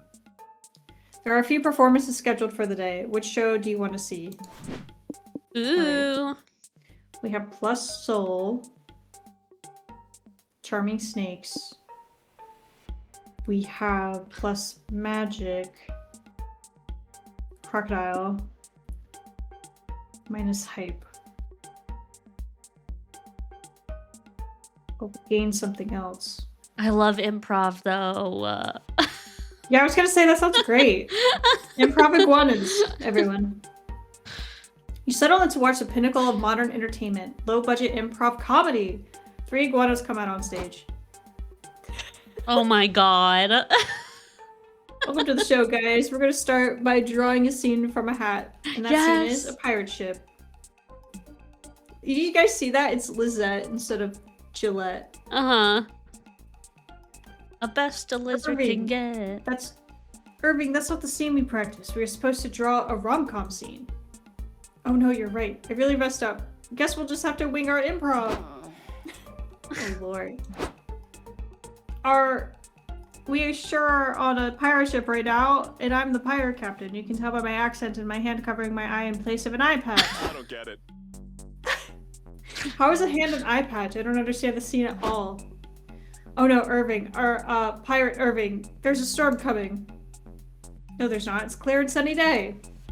Irving, why aren't you saying guessing and ing me? Just Oh, ending. right. The one improv rule. Oh. Oh, I mean, it's a clear and sunny day, yes, and there's a storm coming. And scene. Thanks for the applause, Mom.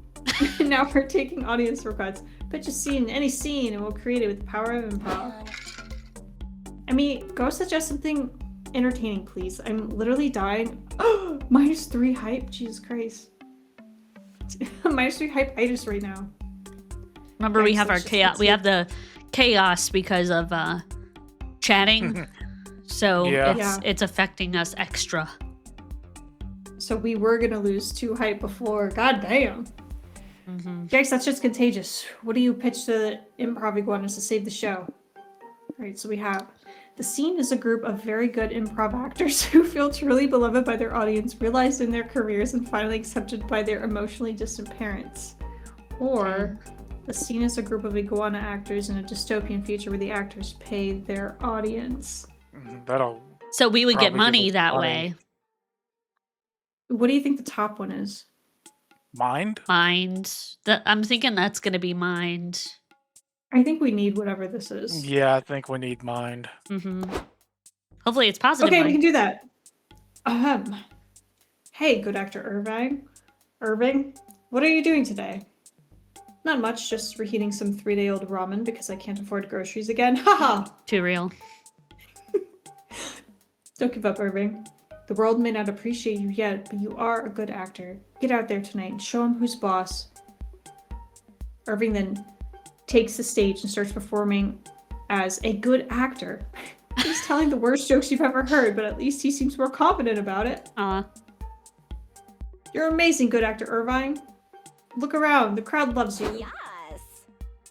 Woohoo! Go Irving! Whoa, do you hear that cheering? Good actor Irvine is really good at this acting thing. What the? Whoa. Wait! Those are our chaos twins. Yeah. Irvine, it's me, your emotionally distant father. I saw your performance last night. You were great. Oh, thanks, Dad. Wow, I had no idea our improv troupe had more members. Son, to be honest, I always thought improv was super lame. I mean, who doesn't? It's very, very lame. But today you proved me wrong. Improv is only a little lame. And I'm proud of you for not being very, very lame. Love you, kiddo. Oh, Dad, you don't know how much that means to me. Irving starts to cry real tears. He is Oh my gosh. not the factor to fake that. Yay! Oh, This it's is so. the therapy session we always needed but can never afford to gain +3 soul. All Hey, right. we'll take that. We like an outlier, chat. Probably drives like a tractor, right? All right, we can go to the spa, which is negative hype, but positive mind, which we do need. This has lots of soul. Okay, we're gonna go to the spa, chat. Yeah, we gotta recoup. Who knew vacation could be stressful? It always is to me a little bit at some points. I only vacation stressfully.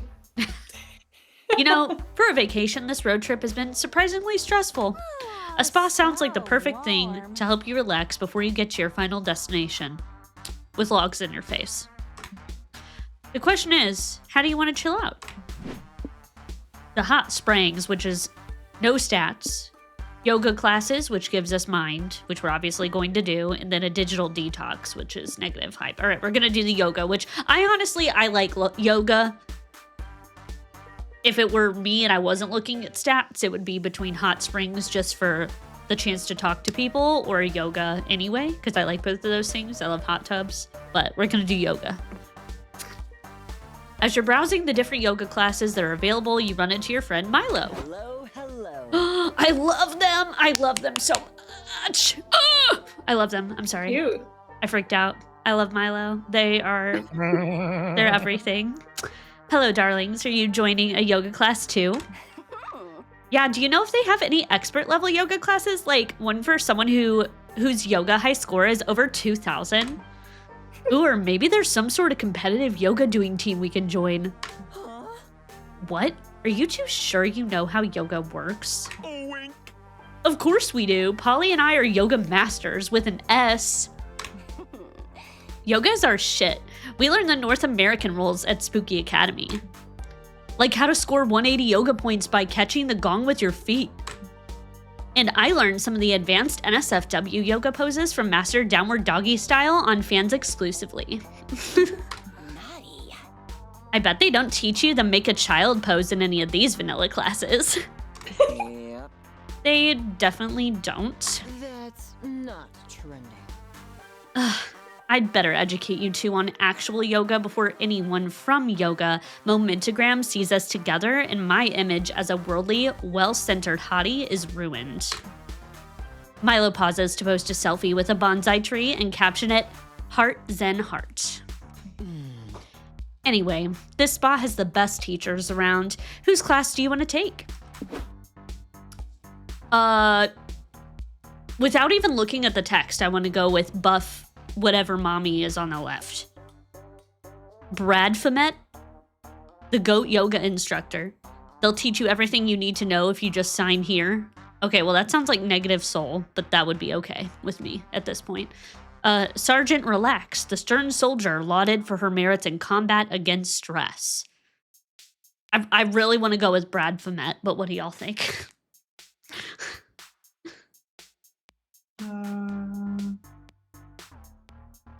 I do feel like we know they're both the going to mind help with one's on the mind right. regardless, Are they both? but yeah, because choosing the Oh. choice we made is going to raise mind. Oh, then go back with me. So Yeah, go with Brad. if it- And I feel like the other one will take stamina. That's what I think. That's where I'm at. But also, I just want to choose Brad Famet. Goat yoga, is that a real thing? Yup, it's real, it's weird, and it's trendy, so therefore it's the perfect selfie opportunity. I love it. But it says the price of the classes are immortal souls. Is that worth it? To have a cute baby goat poop on my back? Of course it's worth it. Yeah, what they said, says Brad Famet, who suddenly appeared in a cloud of locusts. What would Brad Famet sound like? A Chad. You won't miss your soul when you're doing downward dog under the adorable hooves of a tiny goat. Just sign here in your blood and you're ready for yoga. Okay, but like, our whole souls is a little overpriced. I never give up my whole soul on the first class. Me either. That's why I was going to pay with this lawyer's soul I reaped this morning. It was going to hell anyway, so who cares how I get it there? Fine. What if I only charge you 3 soul for the first class? Call it a new member discount. Cool, I love coupons! Yeah, fuck it. You've lost parts of your soul for dumber reasons. Why not lose a little more to stretch with some goats? You take the class and the goat's creepy horizontal pupils and tendency to poop wherever they want are endearing as you hoped. You gain 3 mind. Yay! Are we going too fast? You're up, Poot. My turn again. We can go to a con. Cons. We can go to oh no, I don't want to go back to jail. What is the negative one there? That mind? Stamina? Stamina? What's That one is of them? stamina. Ooh, okay. And there's a It- question mark it adds though. Height. It adds What's the height. other one? Money. It adds money and then 2 randoms. I like the con. Yeah, let's go. Yeah, I like the con. Con, we like conventions. We're nerds. Oh my fucking Oh, god. What? Why is the car stopped? Scott, fuck, turn the radio on. Convenient exposition has Okay. started already. We can't That's miss why. that. Roger. Mr. Thompson, what were you telling us about hype again? Yes, let me repeat. Anything that makes you rejoice to your core will get your hype up.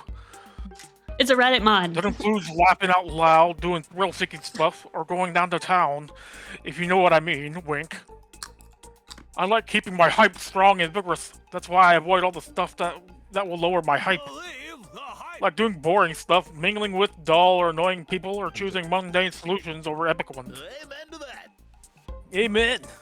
Speaking do. of boring stuff, you know what else is boring? Being a good person. Let me show chat. Sometimes you need to be if you want to keep your soul up. Danson just fed me a nacho explosion taki. They're pretty good. They're definitely, the spice hits afterwards, though. Yum. Okay.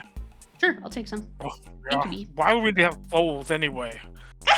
To me, at least foal is quite easy to manage. Doing good deeds, fold up. I did Being not. your worst self, fold down. Take care of your soul. So remember, kids, don't underestimate the power of helping strangers while you're on the road. You got to keep your soul healthy and clean. Amazing, simply amazing. Your tips have been extremely helpful, incredibly expositive. You provided a great tutorial for anyone who aims to have a successful road trip. Cormac S. Thompson and Hunter McCarthy, everyone. We're professional readers, chat. Every word we say is always pronounced correct. Okay? Yes. Just don't question. Whoa, Polly, I think I've grown as a person. Yeah, Cormac S. Thompson and Hunter McCarthy are part of the family from now on. A toast to convenient exposition. Gray. Yay, a con. It's the perfect place to be your authentic, nerdy self without fear of judgment. Hey, look who's there. There are cosplayers, merch vendors, panels, gaming tournaments, overpriced food. So much to do, so little time. What activity do you want to try out? Attend a fandom meeting. Join a gaming tournament. Walk the floor. That'll probably take away stamina. Banana! Banana, chat! For what? That one's sexy. Walk the floor. Banana means peanuts. Thanks, babe. And what attend fandom meetings might be pipe or The small bowl can barely contain my chopsticks. I have chopsticks to hold my chips so I don't get all chip handy. Never would have guessed, Danson. Well, if it's a male voice saying peanuts in my microphone, I would assume that is Danson. Okay, so question mark. How are we on money? We're doing okay on money. I don't know. I always like the sexy options. I think they're fun, but we're not. Yeah, and we're I do not too. exactly hurting for money. So I say go for the walk the floor. same. Also, what is your Yeah, outfit? when Oh, she's- her outfit is like a Garfield. That's funny. It's Garfield, I yeah. love She's that. running away with a body pillow that has lasagna on it. Oh, I love that. The little details are so cute. You start walking around the main floor. The dozens of booths and cosplayers and loud J-pop are a bit overwhelming until you see a friendly face. You like my cosplay? Hey guys, what a pleasant surprise to see you there at the con. Or see you three at the con. Do you like my cosplay? I'm living for it, Zoe. Metaphorically, of course. Want to walk the floor with us? You know more about this scene than we do. Good idea. The merch floor can be a bit intimidating and labyrinthine for newcomers. Just stick with me and we'll make it through. Zoe leads you like a safari guide through the con jungle, pointing out interesting sights along the way. If you look at your left, you'll see a little boy cosplaying Ashton Kenneth from the Pokemon's anime, accompanied by a father who looks desperate to go home. Yes, Pokemans. We add an S to avoid to avoid an issue. Anyway, sorry. Yep. Behind them is a fully grown man who's also cosplaying Ashton Kenneth here with his teenage daughter who looks desperate to go home. Ooh, is that a ball pit? I love balls, mostly in sports, but also in general. Let's check it out. Hell yeah, balls. Can I get a balls in chat? No, Scott. We do not talk about the con's sad ball pit. It's a relic to remind us of the dark ages of cons. That's a throwback.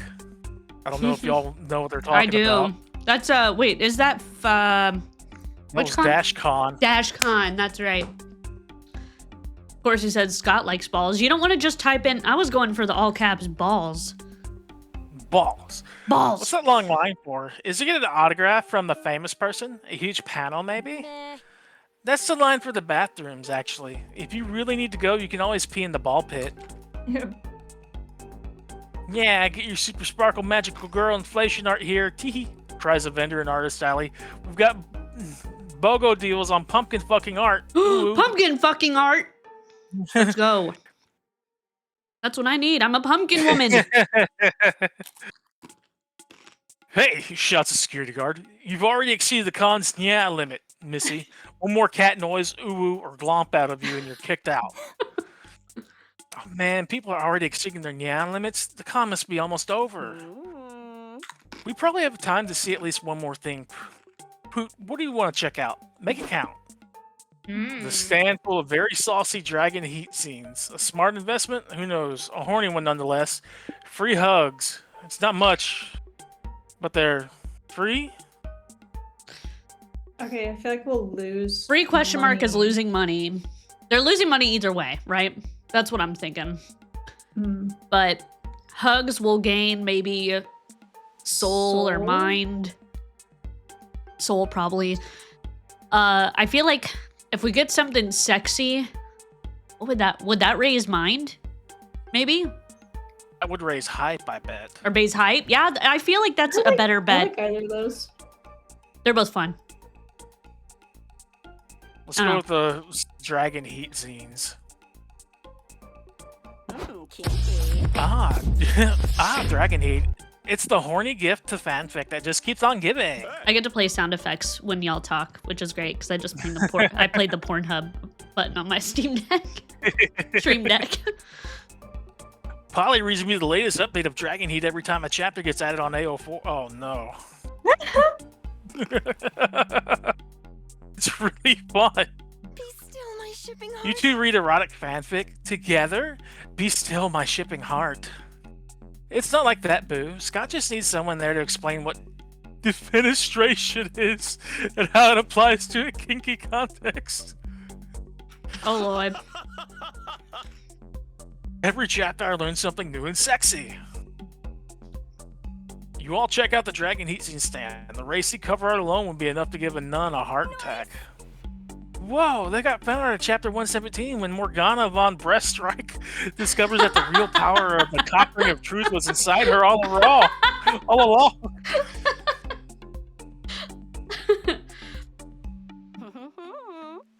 Literally because it turned out Harold McDonghard fucked her so aggressively in chapter 110 that the cock ring got stuck in her gooch.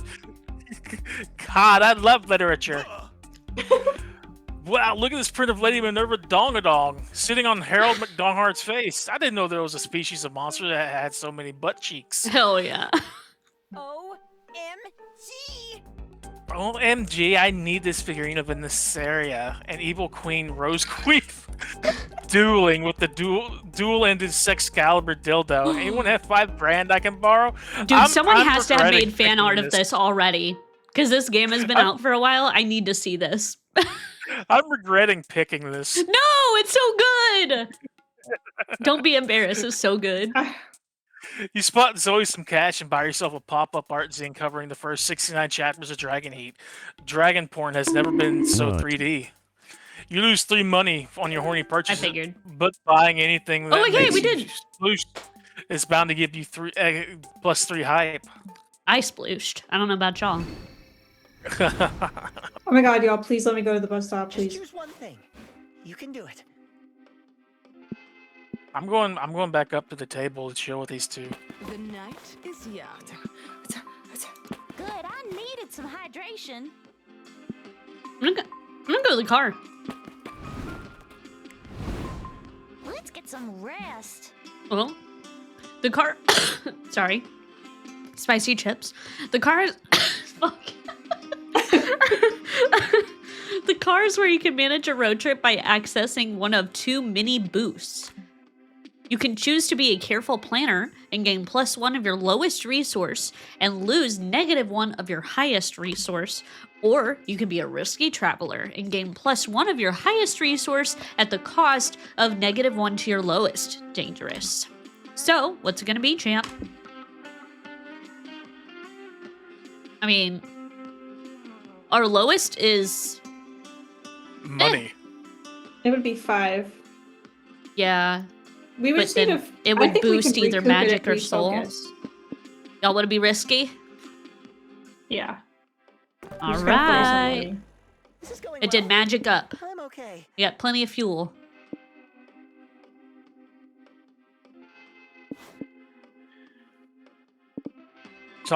Wait, do these choices have anything on them? No. No warnings this time. Interesting. After party adventures. Yes! After parties kick serious ass. The sun starts rising, then all of the creatures of the night start looking for a haven. You're super drunk, or high, or neither, or both, wandering directionlessly in search of an after party. Thank you for the How do you clip, find Corzy. one, though? There's no trick to it. You either know someone who has a place, or you just go with the flow. Like, literally, once I was walking after leaving a nightclub, it was like 6 a.m. and I was quite drunk, not paying much attention to anything but what I had in front of me. Suddenly, a random door opened. Nothing that strange, just some people that were in front of me entering their house. And so I did too. I had no plan. I just saw a door open and assumed I was going there too, not realizing I didn't know any of these people. It happened to be an after party. When they realized I was a sort of a party stowaway, they just welcomed me. Kidding, right? Imagine that. Of course, what I did was dumb AF. Entering random houses should always be a no-no. But I guess sometimes you get lucky and strangers end up being actually nice. Well, you're already dead, so. Yeah. We partied till noon and forged an actual nice lasting friendship. And those strangers ended up being my good party buds. Summer, Macarena, and Cheese. Whoa, friendship origin story. Right, wild party nights can truly be full of wonders.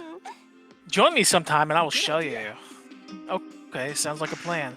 Polly spends the rest of the night sharing cool after party anecdotes with you. She surely lived afterlife to the fullest. Quick break, then back on the road. This is the bus stop. Oh, you can either check for hitchhikers to pick up or have a The cramps are conversation coming with back. I gotta put on my heating pad. I love being a woman! Dang, that probably didn't help the events of yesterday either. Conversations are chill, narrative tree with no choices to be made. But if you hold enough conversations with the same hitchhiker, oh whoa, yes. Do you get I don't bad care. PMS, Emmy? Do I? Yeah. Where was I saying this? I definitely said it on my stream when Taco was in chat once, but I was like, Day 2 is like akin to the Battle of Antietam, the bloodiest battle of the Civil War. Okay? That's what it is. Honestly, it feels that's like I lose blood volume. No, me like do you ever get like you feel lightheaded? Yes, in the sense that I've lost blood volume. Yeah, like well, I actually feel like yeah, because that's pretty bad for me too. But anyways, my PMS symptoms like emotionally like are during is not bad, but the couple days before is really bad. So I would say I'm lucky that my only problem is bleeding out. mm. No other symptoms. Oh, that's nice. I get cramps real bad. As you play, you'll learn what each character's passive effect does. Exciting. You can only have one hitchhiker at a time. If you pick up a new one, any prior hitchhiker will leave into the dark of night. Well, we know who you're Vera. picking, so. Ma'am! You invite Vera to join your road trip. Sure. I'll go with you. Fine. Fine, I'll come. My stupid chauffeur is running late anyway. Let's go. Now. I'm already 2.5 minutes behind schedule. Yes! Shady business. Vera always has some schemes going on. She brings some extra dough for the trip, but better not ask too many questions. Next week, every turn, you'll gain money and lose soul. Oh. Okay, well. Okay. Alright. Hey, at least we don't have to worry too much about money. Nope. Magic's in the lead.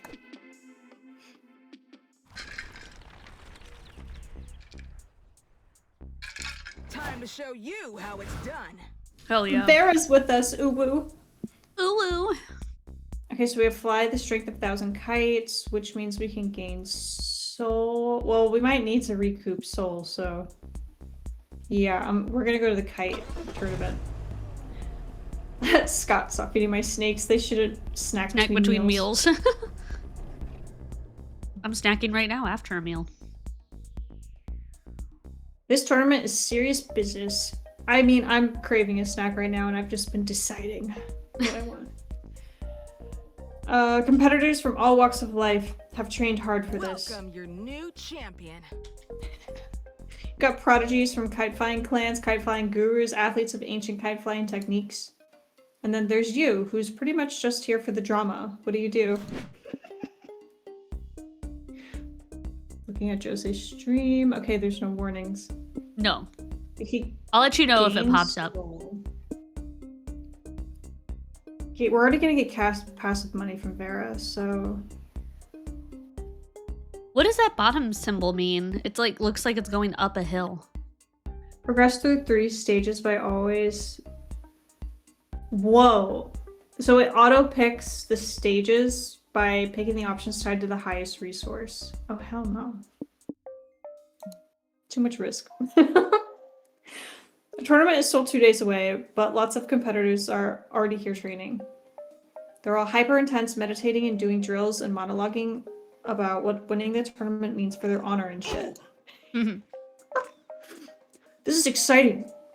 I've been to a lot of sports tournaments, but a kite tournament will be the first for me. What about you, bros? Well, when are you ever going to pass up the opportunity to lie to your friends and seem cooler? No, seriously, when will you? It's getting old. I was an avid kite flying competitor back in my day. I even won several gold medals before I retired. Wait, you say you're a retired kite flying champion? Do you think you could train me before the tournament? I've always wanted to be the best kite flyer in the world. Plus, now that I'm here, with all these actual professionals, I realize I'm a bit out of my depth. But with your expertise, my plucky underdog archetype, I could win this thing. Of course, Emmy will help you, bro. It'll be a great opportunity for them to put all their kite knowledge to good use. Yep. And taking on a protege will prove once and for all whether they was lying to us or not about being a kite flying master, right, Emmy?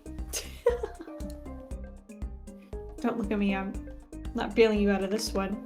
You need to learn to stop digging yourself into these holes. Everyone's counting on you to turn this kid into a master kite flyer in 2 days. How are you going to do it? Okay, summon the mystical emperor of kites and make a blood pact to receive the blessing of the kite.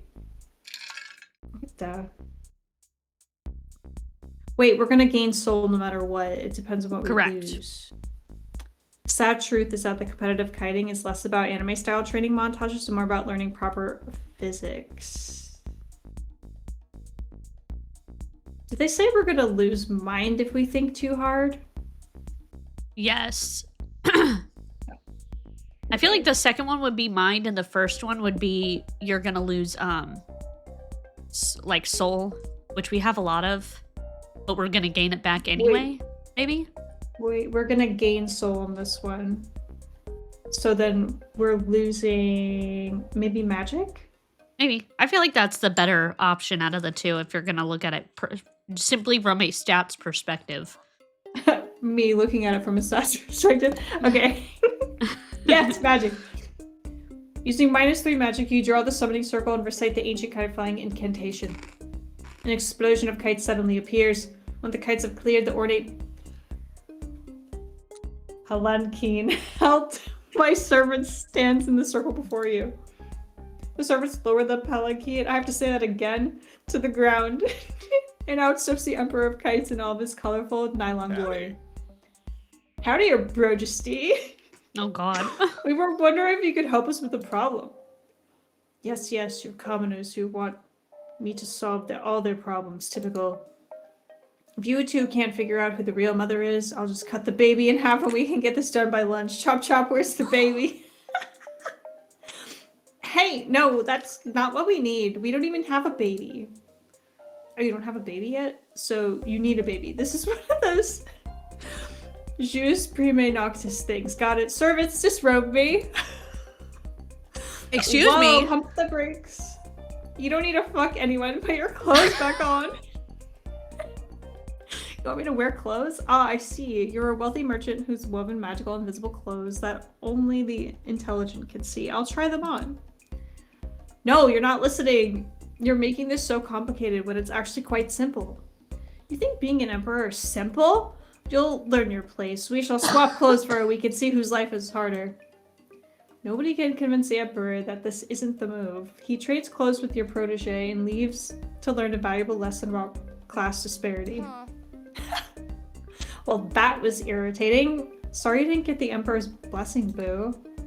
No worries, this is even better. I wanted to be the best kite flyer like no one ever was, and now I'm the emperor of kites. No one ever was. Fuck it, whatever floats their boat. You gain 3 soul for helping, and you live to lie about your expertise another day. Fine, I'll lend you some. I haven't driven in a while. Yes! It's my turn. The diner again. We can gain stamina and question mark, or 3 question marks, the regular motel. You've already been to a diner. I like chaos. I like the billboard in the back with the skeleton. Yeah. Yeah, that one's popped up a couple of times. After a long, exhausting day of sitting in a car, you're ready to turn in for the night. Oh, ad break coming up, chat. Time to choose which mundane activity to do before going to sleep. Surely Polly and Scott will find a way to make it weird. All right. Ooh. Getting ready for bed has a bit, somewhat, or a lot for a resource. The other ones are just basic. Okay, watch some TV, order some pizza, or get ready for bed. If we do the big stat one, I feel like we'd be losing hype and gaining stamina. Order some pizza. That costs money. We're kind of low on money. Yeah, money. That would be money, which we don't have a lot of, and then watching TV wouldn't cost any additionally. And that might give us, like, mind, maybe? I think it's a good gamble. Yeah, let's watch some TV. Okay. You're not quite ready for bed yet, so you decide to watch some TV. Sadly, your motel doesn't have any streaming services, so you're stuck watching cable like some 18th century peasant. One channel is playing a reality show where the contestants are tiny people literally trapped inside your TV. And the TV says, "I'm tired of Stacy walking all over me." Please don't change the channel, they beg. We're so hungry. We've been waiting for... boring. What else is on? You change it to the Snakes and Ladders TV adaptation. Let's go. Look at the ladder's little gun. One aloof man says to another, "Chaos is a ladder, my old friend. Perhaps the only ladder out there." Ah, and ladders. Ladders are also a ladder. The other super serious person responds, "Indeed, our dreams and hopes resting at the top. So close, yet so far. What a cruel world, plagued with snakes who will betray you and make you slide down their slippery bodies. For this is a world of snakes and ladders." They said the thing! Huh. This show seems complicated. Is there anything else to watch? The next channel is the Merc Kingdom Totally Objective news station. It says Florida fish strikes again, men fear him. In today's news, all trespassers who breach the surface will be beheaded. Dolphins, orcas, and other mammals will need to apply for a temporary surface residence permit. Fucking bureaucracy. Just say, can you find a channel that isn't totally lame? We can watch a decomposing possum carcass. It's the most popular miniseries right now, nonsensical but full of twists. We can watch a marathon of very weird Japanese Scott Snacks commercials. Surely it'll make you crave some. We're dark arts and crafts with Melkor the Ancient and the kids. Okay.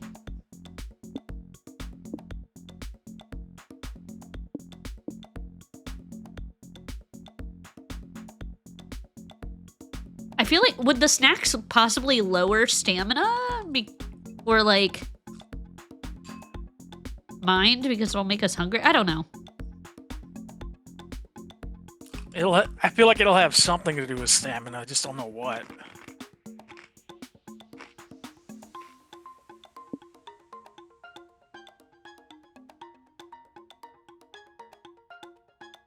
I kind of want to see what the dark arts and crafts is about, not gonna lie.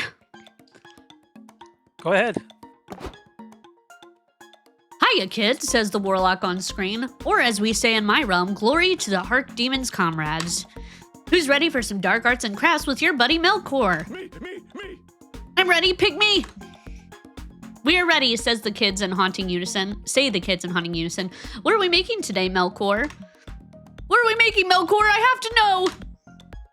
We're making voodoo paper dolls. For this craft, you'll need a bit of glue, some construction paper, and the DNA of someone you wish to destroy. But before we get to crafting, do you kids know what time it is? Sacrifice time! The kids cheer. It sure is. Everyone draw a popsicle stick, and the person with the shortest stick gets to be today's sacrifice to the archdemons of Crafteroth. Young Toby draws the short stick. The kids sing a song while drawing a pentagram with sidewalk chalk. Then they proceed to stab Toby repeatedly to release his sweet sacrificial blood. They all laugh and splash in the blood puddles. Joy! Fantastic job, kids! The archdemons are appeased and our crafts can commence. You're going to grow up to be excellent warlocks one day. Jose, can we do the crafts here? Pretty please? You're pretty sure practicing these dark arts and crafts will take a toll on your soul, but you can't say no to those puppy eyes. You lose 3 soul from the unspeakable things you do with scissors, glitter, and glue. But you gain 3 magic from the magic of friendship, and also from all the black magic you practice. No questions allowed. Sure, I'll try for a bit. Interesting. Ooh, what do we got? We got a ranch. To the ranch. Where's Dr. Ready Phil? to embrace your inner horse girl, which has 3 randoms, or probably just a mirage. What is which that? Lose mind? Lose mind, but it's got 2 randoms as well. Which one do y'all think? The To the ranch or ranch. the mirage? Dude Ranch. To the I want ranch. AFK to make a scallion pancake, a Trader Joe's scallion pancake. Do it. Got that cooking in the chat.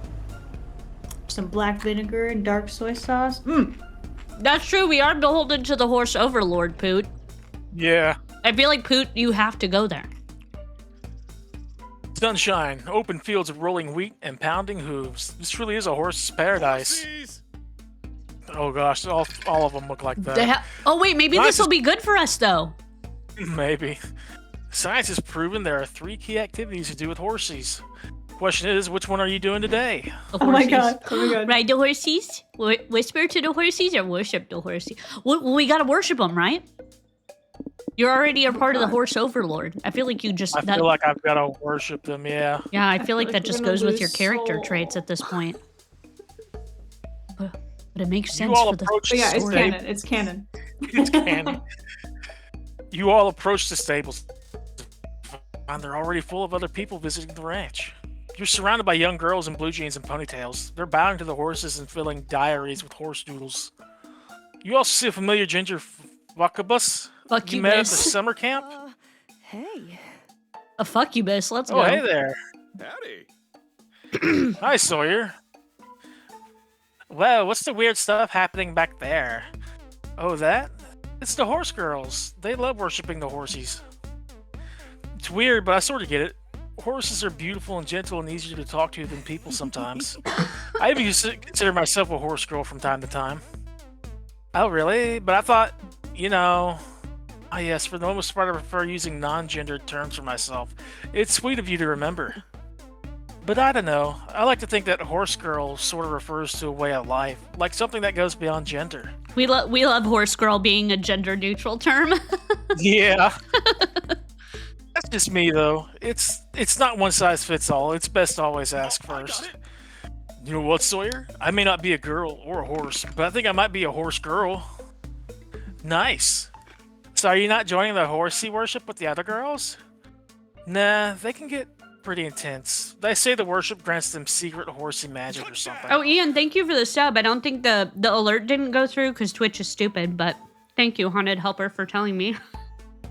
I appreciate it. Thank you. I hope you're doing well.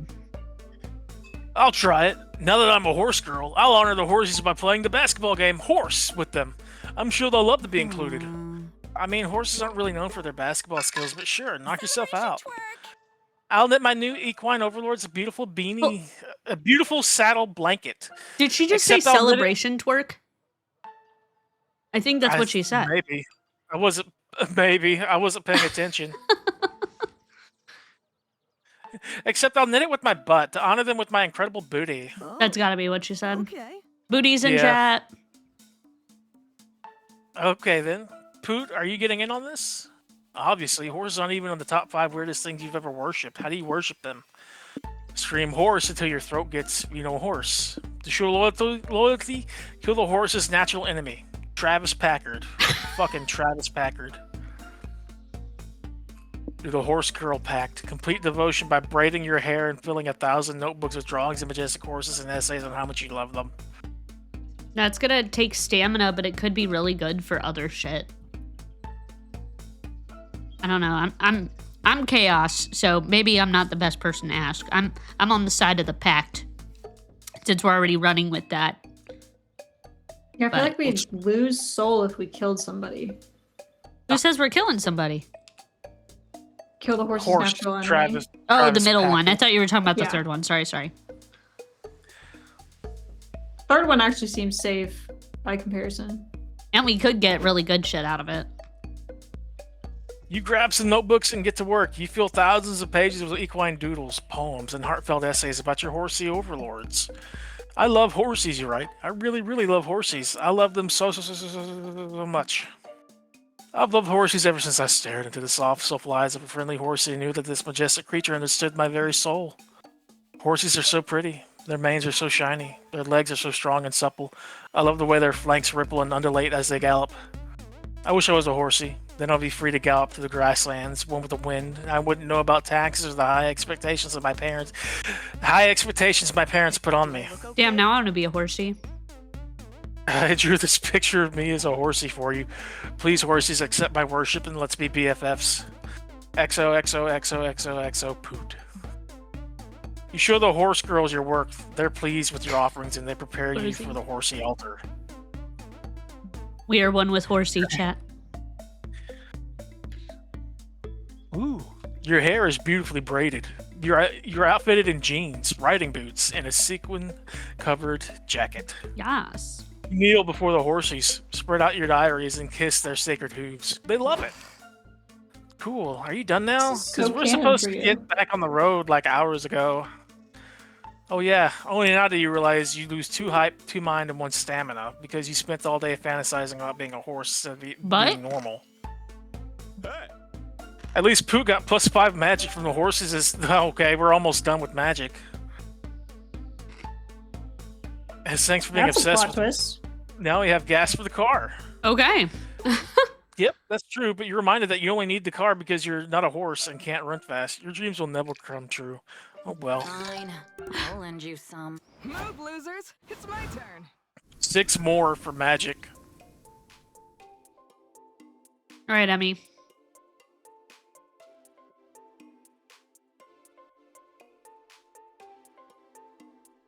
That is very true, Corsi. I was flipping my scallion pancake. These are hot. Jesus Christ. Planetarium. At first with- taste, they taste just like not just like a Dorito, but similar to a Dorito because they're just nacho cheese flavor. But then the actual spice hits you. That sounds delicious. They're good, but they're really fucking spicy. Well, I say that for me. So, okay, we definitely don't need that. But it could get us closer to the end. Yeah. Our end Looks goal. like magic is how we're doing this. Yeah, honestly, I think so. We can. Yeah. You're choosing, not me. How did you guys afford this car?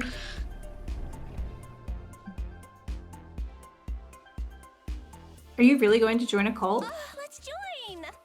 I suppose they've got team building, all the dead goats you could ever want, and maybe fun ritual orgies. Hell yeah. If you can ignore all the murder and brainwash practices, this honestly sounds like fun. Where do you want to start?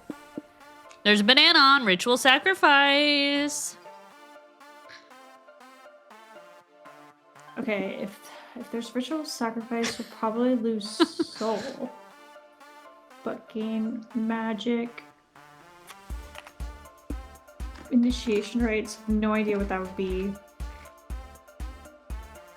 That says we'll gain money, but we could probably lose soul, I bet. Yeah, I'm thinking we'll do ritual sacrifice. I need to go AFK for like 10 seconds to make sure I don't Okay. burn anything. Okay, you're good. I'm trying not to burn my fucking mouth. Yeah, I don't I don't know why. Well, I do know why. But like whenever people subscribe in order to actually get the alert to pop up, you have to do the thing where you like acknowledge it and like type in the chat and then hit submit or send in order for the actual alert to pop up. You know what I mean? Okay, yeah. But some people also Alright. might not want that. Ritual sacrifices. You and your friends enter the cult sacrificial chamber with all the optimism of the first characters to die in a horror movie. Yeah. Polly, listen. Check out this holy pamphlet. The ritual sacrifices are completed to please Mathra, the deity of sacred secrecy and darkness. Completing the sacrifice will give Mathra's worshippers a taste of its exclusive magical powers. Cool. We can siphon some of that magic into the car afterwards. Party time! Hell yeah, I love a good old ritual sacrifice. Let's kill some goats and have a big kinky orgy and a pool of their blood. Hold your horses, eager acolytes. You cannot simply wander into Mathra's sacred halls and throw yourselves into a goat blood orgy right away. Why not? Because that's not what being in a cult is about. So many new cultists only care about the orgies, without understanding their ceremonial implications. Wait, there are ceremonial implications to this? I thought we just like to fuck goats. Only you do that, brother goat fucker Ishmael. And that's why nobody wants to grind on you at the blood orgies anymore. Damn. Anyway, we now have a proper sacrifice tier list that new cultists must complete in the correct order. Oh. It helps us weed out those who aren't truly committed, like the sacrilegious bastards that put their careers and loved ones above our dark cults. Above our dark cult. Fine, we'll do it your way. This tier list says we first have to sacrifice something of great personal value. Emily, I said my full name. My Sunday name. Not the... I said my Sunday name, chat. No! Emmy, what do you suggest? Okay, so we got sacrifice your account on Dragon's Heat. No! So you like role-playing Wink? The MMORPG in which you've sunk over 1,000 hours of play. I don't think so, y'all. I'm a gamer, but let's read the other one. Sacrifice 8 of the 22 subscriptions to interesting newsletters that you may or may not ever have read anyway. Okay, wait, so here's what I'm thinking. The top one is a much larger sacrifice, better payout.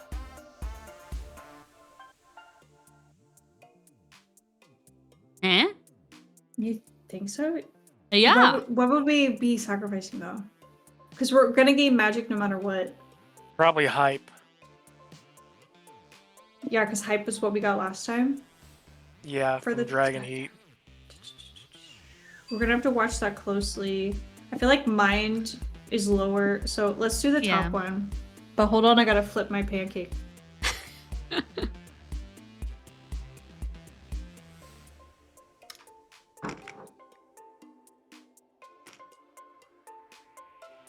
My last spicy chip. Sad. I turned my panda low, so there was not gonna be any issues no matter what.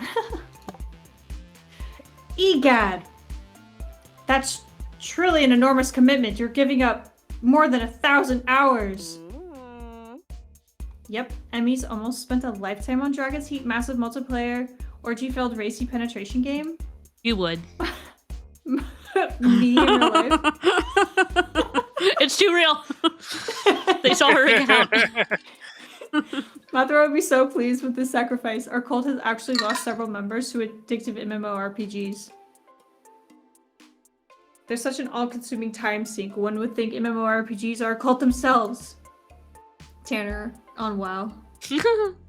Dancing on WoW. He's not playing anymore though. Yeah, did you get invited to do a lot of Dragon Cock worship on DH Slyrup? Or so that checks out? I read that as so that cheeks out. I guess that's where my mind is right now. Anyway. Let the sacrifice commence. Delete your account, ME, and feel the power of your sacred secrecy courses through your ME? veins. Oh my god, no. Please You'll read miss this. having lewd adventures. As Jizzer of the Kingdom 669. But now you get to have a night of unspeakable cultist pleasure in the real world. You delete your account and participate in the ritual, gaining +3 magic. Wow. Meanwhile, at the Dia Shurp headquarters, executives are freaking out over the loss of your account. Damn, that's another long-time player lost, the CEO cries. Were the Dragoncocks not enough? Did they list their reason for leaving? Looks like they listed join a cult as their reasoning, sir. Fuck! Then another follower of Ursulongma is gone. Our recruitment numbers are getting dangerously low this month. Yes, sir, we're aware that the god of utter abandonment, whom we all worship, is displeased that so many are leaving their digital lives for the despised physical realm. What do we do? Frets the CEO. Should we sacrifice another goat and have a blood orgy? They do, but it's not enough for Where's the mob to forgive them for losing your account. It cosmically confiscates 3 height from you, all as punishment. No questions allowed. Okay, we gotta protect our magic. I mean, our hype. Let's chill. Okay, I gotta go to the bus stop. I was gonna say someone could also go. I don't know, Poot. If you want to go to the noodle stand this time, Good, I needed some hydration. we could trade. we could try. trade something magical in order to raise hype a little bit, possibly. But that's risky, also. What did the car? What did the car do again? It allowed you to take one from either a low resource and put it to your highest resource, or take something from your highest resource and put it on your lowest resource. Oh, that's true. We could do that. We could do both, the noodle stand and the car. But I want to get laid. I'm over here gooning at the bus stop. You guys gotta be productive. I think all of us want to goon is the problem. Fine. Where to sit? It's you can go. You can go. You can go talk. It's fine. I got the car. Okay. Let's get some rest.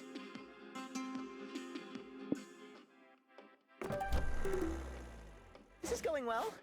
I'm okay. Oh, that's not what I thought was gonna happen. Oops.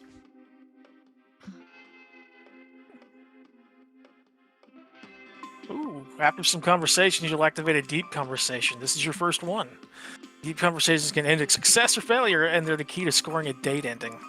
Hitchhikers have only one coveted deep conversation each, while Polly and Scott have 2. So once a player succeeds in a deep conversation, and sometimes even if they fail it, no other player can attempt it. Act fast, because whoever gets there first will be the only one with a chance of finding love. How do these work, though? During the first half of a deep conversation, your monster friend will hint at their preferences on a topic that's important to them. Think of these hints as rules. When looking at the options, search for ways in which they break the rules. 2 out of 3 will break the rules somehow. That's true, Corey. The one that breaks no rules is the right option. Choose that one and show your friend you really know and understand them. So are you a good listener or not? Kinks. You get one option and it's kinks. Let's do it. Kinks? You're naughty, aren't you? Oh, sorry. I mean, sorry if I was overstepping. Nah, I'm game. If you want to know about my kinks, so be it. Interesting. Do tell. As a general rule, I'm quite open to trying new stuff. You only live twice, so you gotta explore the vast lands of sex and all its majesty. But after many sexcapades, I've learned a thing or two about kinks. Like, messy stuff is all fun and games until you realize you need to clean up afterwards. And which of the 3 of us is gonna mop up all that guac? Not me. Or the opposite, there's some sexy stuff that requires tons of prep, and that can be annoying. Like, yeah, this or that sounds great on paper, until you get to it and see you need a fucking PhD to do it right. I know I'm making it seem like I'm picky, but believe me, hon, I'm not. I've cleaned up the guac, I've gotten the PhD. You gotta try stuff. But then over time, you learn a thing or two. Better not break the law unless you break the laws of thermodynamics. Glue is not a replacement for lube. Oh God. And never involve bees. Makes sense. Duly noted. But enough about me. Let's talk about you. Or even better, let's talk about us. Like, just for funsies, let's hypothetically say you and I, slap the salmon, stuff the taco, do the no pants dance.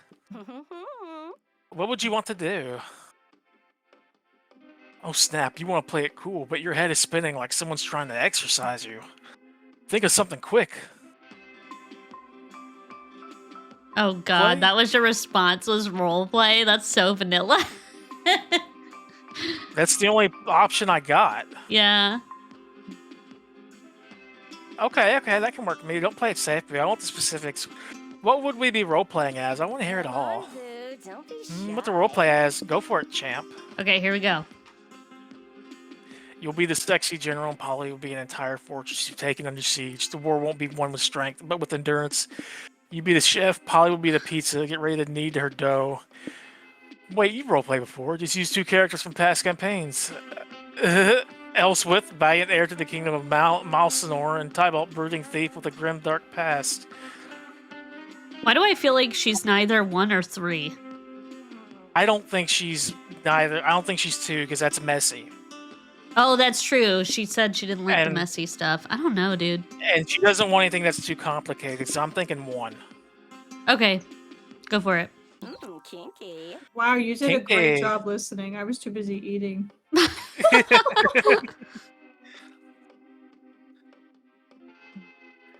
Like, I've roleplayed as many things, but a whole fortress? That's a first for me. There's plenty of room to improvise different tactics to enter me.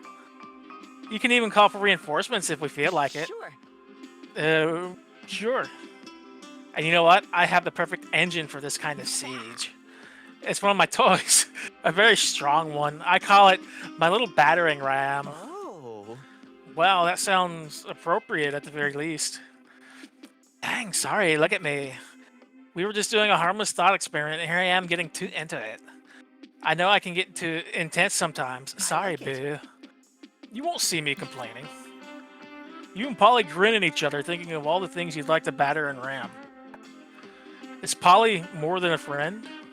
Yes. Yes. The night is young. Good luck, Emmy. I believe in you. Oh my god. No, yes.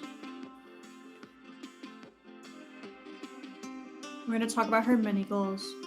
Ugh, always with the stress. I'm the only one Oh, who's God. not gonna get laid, and I'm sad. I was gonna say. Ugh, stress is my default state. Why? How so, my queen? Too many balls to juggle at once. But it's more than that, I think. I've always had this thought that we're hyper conditioned by the metaphor we use to describe life. I know it sounds corny, and yet, Keep talking. what do you mean, my queen? Take Polly. For her, life is like an endless feast, right? For me, life is more like a constant battle against everything and everyone. It's all the little things, like the delay in the train that makes you late to a job interview. Yikes. I get what you mean. That's the worst. Exactly. And when that happens, I tend to see the inanimate thing as someone trying to fuck with me. Chat, you know what's so funny is that the only time I get irate is at inanimate objects. So Vera and I are one and the same. Like pens. Pens? Yes, I'm left-handed, and when you're left-handed, chances are you constantly smear ink with your hand when you're writing. I took this as a silent declaration of war by pens, as if they were laughing at me in their tiny plastic bodies. I grew tired of it.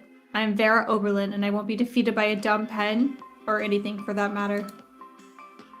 So you switched to using pencils? No, that would have been like admitting defeat. I just taught myself to write upside down. That way I could write right to left to avoid getting my hand inked. I know it sounds stupid, but truthfully, it gave me such a delicious feeling. All these little things seem to be laughing at me and reminding me that life can be a bitch. Your one and only Vera Oberlin. So I just remind them that I am a bad bitch. Yeah. Yeah, fuck pens.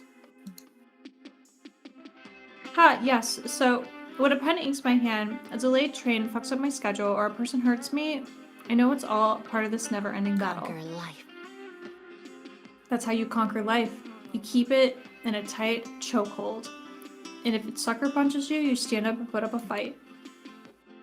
I love being this resilient and ready to fight, but lately, I've started wondering if it's too much. Jeez.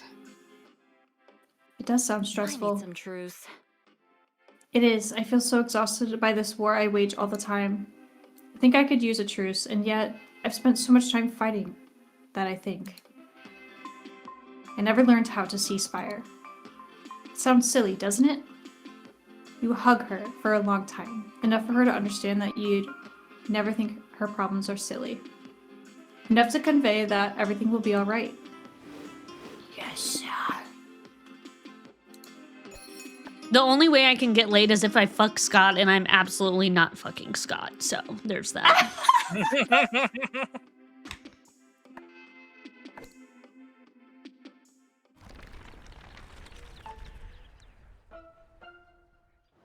This probably drives like a tractor, right? City under attack. You must be the only idiot driving into this city. Or fancy motel. I've already done 2 motels. Like 1 hotel, 1 motel, or something, or 2 hotels, something like that. So I'm gonna go to the city. Woo, we're getting there. Let's hope nothing weird happens. Exposition dump. You're driving along when you have to hard brake because some weirdo has set up a sales tent in the middle of the road. I have the best deals. Hello, traveling consumers. I've got a fabulous deal just for you. That sounds great. What a fabulous deal. I like fabulous things. Ah, then you're a man of fabulous taste, and you're going to love my fabulous, life-changing product. Good old snake oil.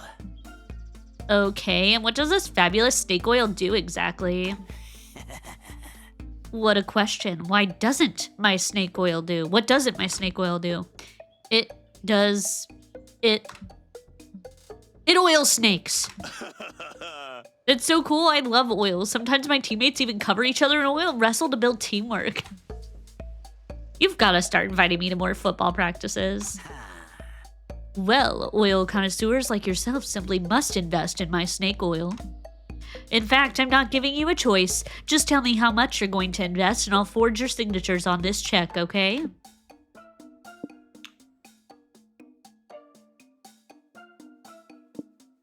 Social currency, tweet something very clever in support of snake oil. Buy snake oil, spend the day looking for snakes ready to get oily. That's stamina. Join the Big Anaconda Club for only the most exclusive snake oil. It'll probably require you to use snake oil for everything from now on, but it might be worth it. We just gotta watch our hype. Do you think the tweet would give us hype? It's possible.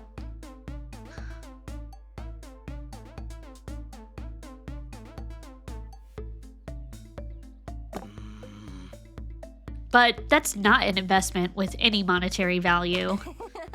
Sure it is. Building your personal brand is mega important in today's startup gig economy culture. We're doing you a big favor. Woohoo, we're helping! Okay, gang, we gotta come up with an awesome tweet to promote this snake oil. Something with big buzzwords and lots of emojis. I'm talking eggplants and double underline hundreds after every word. Put the funny, mischievous moon emoji in there. I like that one. You craft the perfect promo and hit tweet. Assured you're marketing genius. An hour later. Only 4 likes? What the hell? So this is what it's like to be unappreciated in my time? It's okay, bro. 4 likes is still 4 fans, and we got some replies. DeLioncourt official. Isn't that... DeLioncourt? Isn't that the last name of the guy in Interview with the Vampire? That's Leoncourt. Probably. Too mainstream. I'll stick to possum oil. Thank you very much. Queen Damien Leslay. I'll buy it if it's flammable. Not a scam, mummy. Thanks for nothing. You two were too dumb to even grift. No snake oil for you. That stinks. You lose 2 hype. God damn it, we lost them? It sounded like a bad idea to me, but I don't listen to me. That's what I've learned. Yeah, don't listen to me. I was right about the hype, just in the wrong direction. Yeah, but you do gain 2 soul for doing the salesman that big favor. Well, shit. Oh, man. Burning buildings, screaming people, and eardrum shattering roars. There's no question about it. A kaiju is attacking the city. I'm not sure why you decided to visit a city obviously experiencing a deadly event. But then again, I don't know why I even expect logic from you anymore. Nevertheless, you now need to protect yourself from death by giant reptile. What do you do? We gotta think about this. Okay, well, we fight the kaiju, that's stamina. Evacuate the city. That could be like losing mind. Accepting our fate. That's got a banana. Wait, but it like read the hazard on it. It picks to a high resource. I just think we gotta protect hype.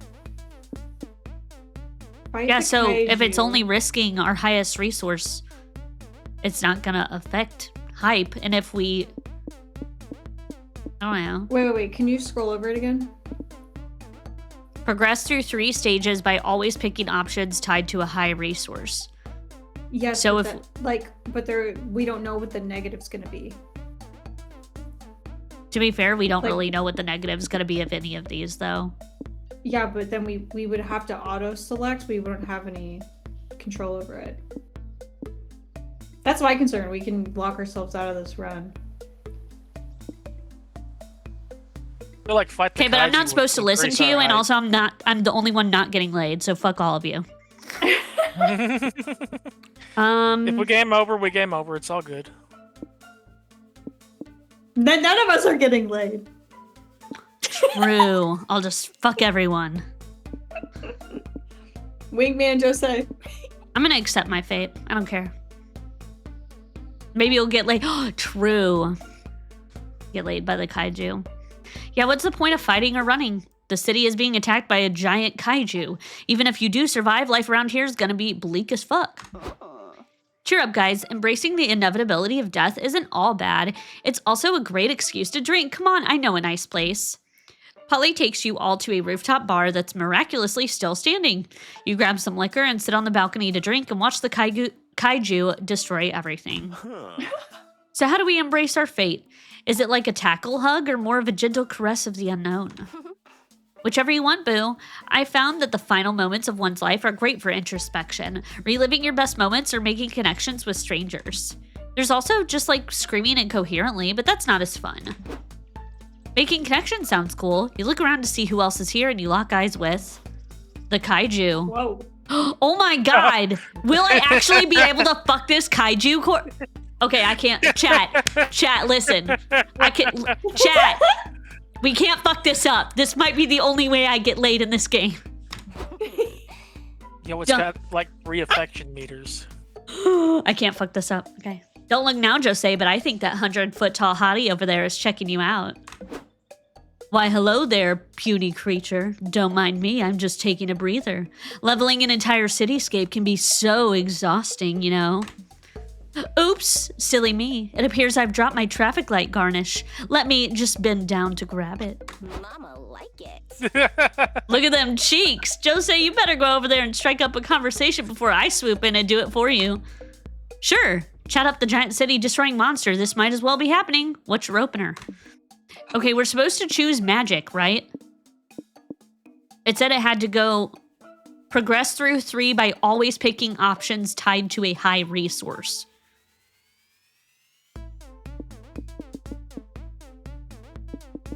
I thought it was auto.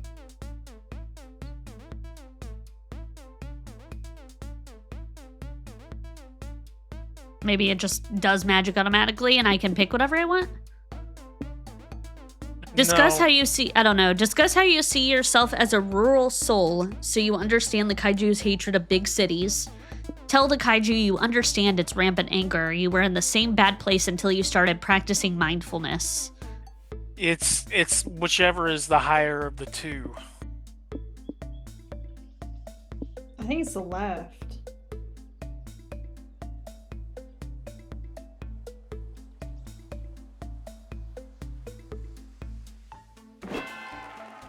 Okay, we succeeded that stat check.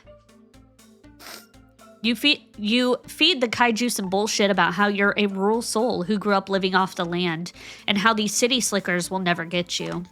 You talk about your childhood best friend, Pecky the Chicken, and how he taught you more about life and love than a fancy penthouse ever could. The kaiju has no experience with bullshitters like you, so it totally buys into this cottagecore fantasy. That sounds really nice. I also hate cities. Too big, too proud, mocking me with their grid layouts and tiny, squishy populations. It's nice to dream about leaving the city life and finding a quiet ranch in the hills.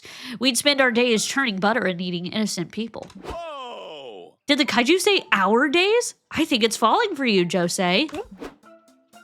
What? No, it was an accident. The kaiju punches a building to smithereens, blushing furiously. Aw, so shy.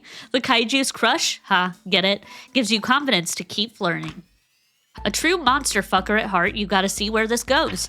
How do you flirt with the kaiju to let it know you're interested too? Okay, this is a stat check like Monster Hunter 1 I'm seeing. Okay. I should draft. I should That's draft mine. I should draft an urbanization plan between my legs, because I can see you going on a rampage down there. Hell yeah! I've been waiting for years to say this. For real, step on me, baby. That's hype. That's gotta be hype. We can't do that one.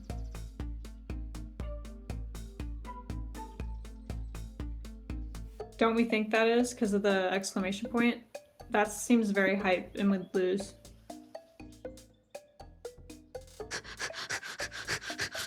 Heavy breathing.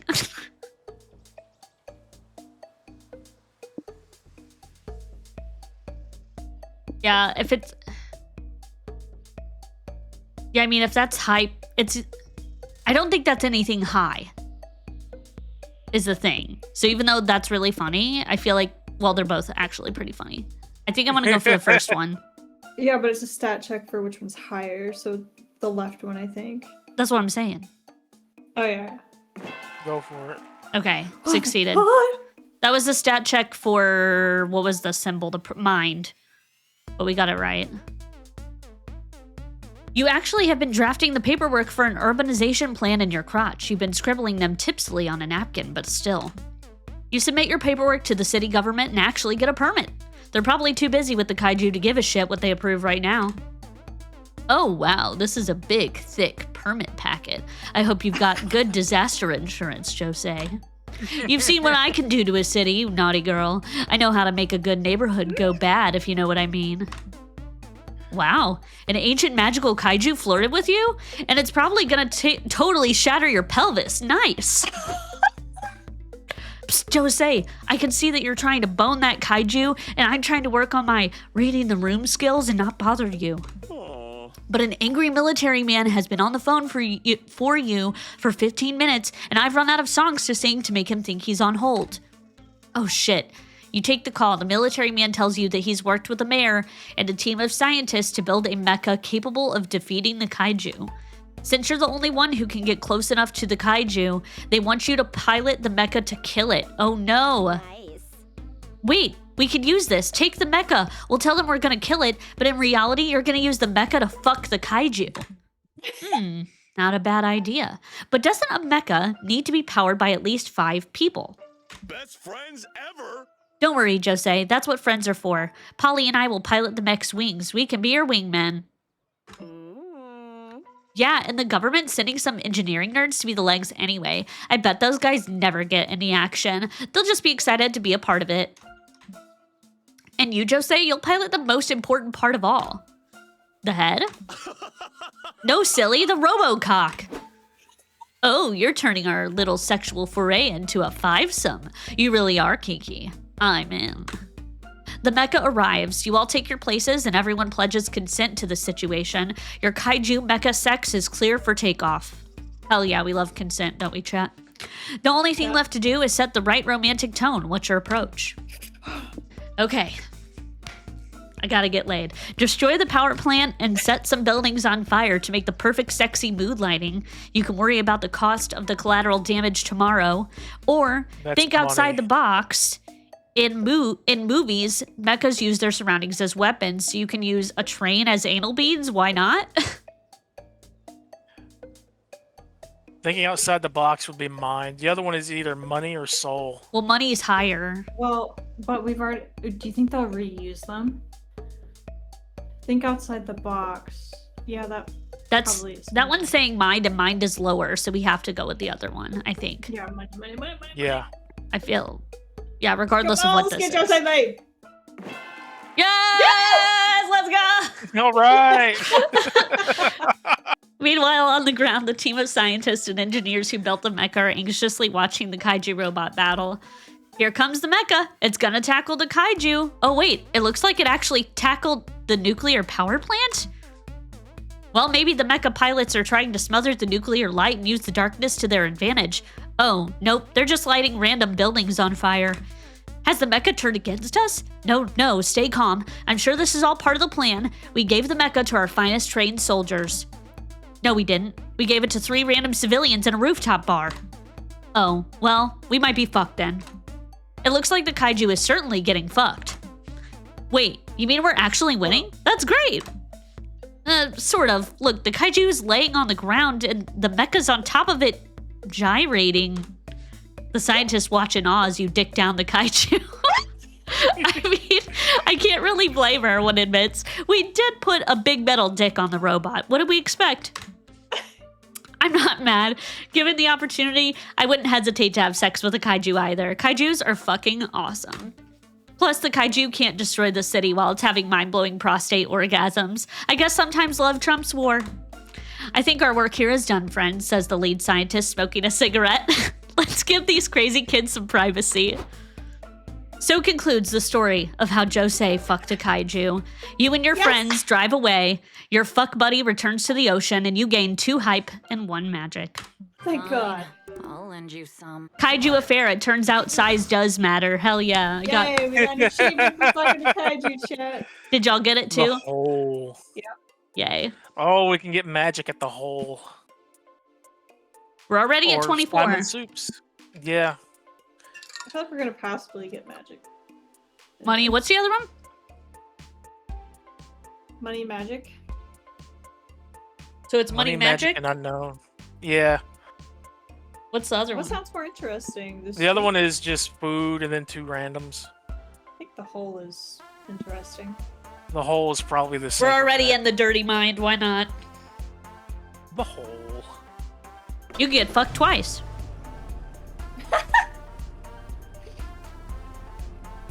Thinking about moving into this car. Want to be roommates? Josee, I'm so glad that you got laid. Thank you. Because we all about to get it tonight, chat. Hey. A hole in the desert. Man, they'll turn anything into a tourist trap, huh? Here we go. Some say the hole is bottomless, but that can't really be true, can it? Well, since you're here, what do you want to do? Admire the hole. Forfeit material goods. Pull a prank. Forfeit material goods will give me the magic. I think that's fair. I can't fathom They'll how probably- Hype would be impacted by that. Yeah, they'll probably make us lose money. Yeah, which that's is fine. You tell your friends you'd like to throw some of your most prized possessions into this weird desert hole. Wait, why though? Wouldn't it make more sense to throw your stuff out in the dumpster than a national landmark? You don't know about the ancient traditions, random tourist asks. Throwing one's material possessions into the great hole is a hallowed rite. Whoa, sounds dumb and nonsensical. You have my attention. Most say the hole is a tourist trap, but some of us know the truth. The hole is actually the mouth of an ancient deity.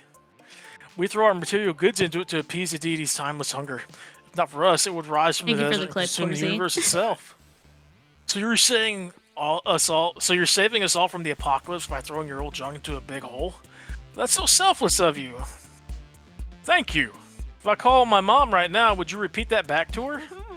I don't know if I buy all that, but this culty stuff is weird enough to pique my interest. I'll play along. Here, Hole, take my dad's old pipe. I kept it for sentimental reasons, but my new pipe glows in the dark, and I suspect in the glowing hole? in the dark. Pipe in Sorry. the hole. And I suspect glowing in the dark beats sentimental value. Good riddance. Oh, great hole, here are some of my favorite bones. Normally I buried them myself, but I can only dig a good hole, and I a great hole. Bone in the hole? Poot. Bone in the hole. Poot, what are you throwing in the hole? Throw away the incriminating evidence, or roll a pair of dice into the hole and never know what number you rolled. I have no fucking clue where this is Wait, going. we get magic no matter what. So, dice in the hole. Number. That's Sounds like so- mind. And then throw away Or incriminating magic. evidence. What do we think that is? Soul? Soul. Yeah, probably. We can lose our soul. Let's go. Yeah, I'm fine with that. You quickly throw your incriminating evidence in the hole and breathe a sigh of relief. Hey, great idea. I've got some incriminating things I could toss out too. Like these Polaroids of me and the giraffe I snuck out of the zoo for a week. Good times. I'm gonna throw away all these bloodstained wallets and horrific crime scene photos. Wow, I had no idea you had that kind of evil in you, Scott. We could have been pulling way cooler pranks all this time. Oh, these aren't mine. They're Wolf Scott's. He can be kind of a rascal, and I can't go back to jail. I didn't see that you threw away, Poot. What was your incriminating evidence? You have a flashback to being at summer camp. You just worked up a nerve to sit by Calculester and Dahlia at the campfire. Dahlia Gillespie? No, this Dahlia. Hey, Poot, nice scrapbook. It's more than a scrapbook, it's a trip planning book. I want to invite you to on a trip to the Canary Islands with me this summer. Ah, I see. You have filled the scrapbook with color-coded itineraries, travel brochures, photos from my and Dahlia's previous trip to Italy, which you have photoshopped yourself into. Wow, that's flattering, Poot. But Kyle and I already planned our next vacation. We're going on a cruise together, strictly a two-person cruise. Yep, there won't be any other passengers, just us. It's the rules. Friend Dahlia, I thought we were going to Croatia. We never discussed a cruise.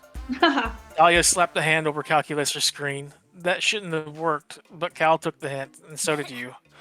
Don't feel bad. I'm sure you'll find something else to do. I heard Scott and Polly are going on a road trip. That sounds more like your thing, surely. You deflect Polly's question, preferring to let your scrapbook ride at the bottom of the hole along with your shame. You gain +4 magic because the hole is appeased. And the weird tourist. That weird Thank God it tourist was must have been onto something, but you lose -4 soul for throwing such incriminating evidence away. No questions allowed. Oh, we gotta watch our soul. Okay. And mine. Gotta be responsible. Alright, we have losing money, gaining money. We have hype. Plus That would hype. also be We good. got- Plus hype is always we gotta- good. We gotta protect that. We Yeah, gotta monster protect it, truck. yeah. Monster Plus it's monster trucks. truck. Monster Yeah, trucks. I'm gonna fuck that monster truck. I'm just kidding. Jose's on one. I gotta go pee. I think I'll that's be back, but fun. y'all can play. I think this fun like two huge trucks on huge wheels wrecking the shit out of each other. It's like trucks, but bigger. The stands are filled with cheering, hooting fans ready to see some vehicular carnage. As for you and your friends, you're ready to... What do we do? Okay, we can gain height. Oh, we need that. Take a joyride. Hopefully not at the expense of soul. Watch the show. Yeah, we need height. We're taking a joyride. Joyride. Your plan to drive a truck in the Monster Truck Deathmatch is going well until security says you can't drive a truck in the Monster Truck Deathmatch. What do you mean? We don't have a security clearance. Don't you know who I am? No I don't. That's why I'm not letting you inside. But I'm the Turkmenistan worldwide Monster Truck Deathmatch champion 3 years running. Oh shit. Are you serious? We're so sorry. We didn't know you were coming today. I'll let it slide for now, gentlemen, but the Turkmenistani Emperor will hear about this. Wow, Turkmenistan has an emperor now? Times sure change. The security guards let the Turkmenistani champion, Polly, and her hype squad, you and Scott, into the arena. I can't believe that worked. Let's ride, gang. We still have a problem, bros. These trucks are way too tall to climb into. Fuck, you're right. Super monster truck engineers only cared about how high they could make their trucks and not how they should have. Polly, if we're getting in, we need to do it quick. The crowd's getting restless. What's happening? Someone better figure out how to drive that car quick or I'm gonna get really pissy and restless. Not pissy. Shit, it's true. You need to think of a way to get in that car. Okay. We're gonna gain hype. So, this is why God invented giraffes, probably. Don't know, conjured giraffe. We can lose some magic. Okay. Transcend the sense of self until space makes no sense anymore. That's losing mind, it sounds like. Yeah. No. Magic! Why are Scott and his friends drawing pictures in the mud on the monster trucks instead of just driving the monster truck? This is dumb. Holy shitballs. I think they're attempting the forbidden giraffe transmutation. The what?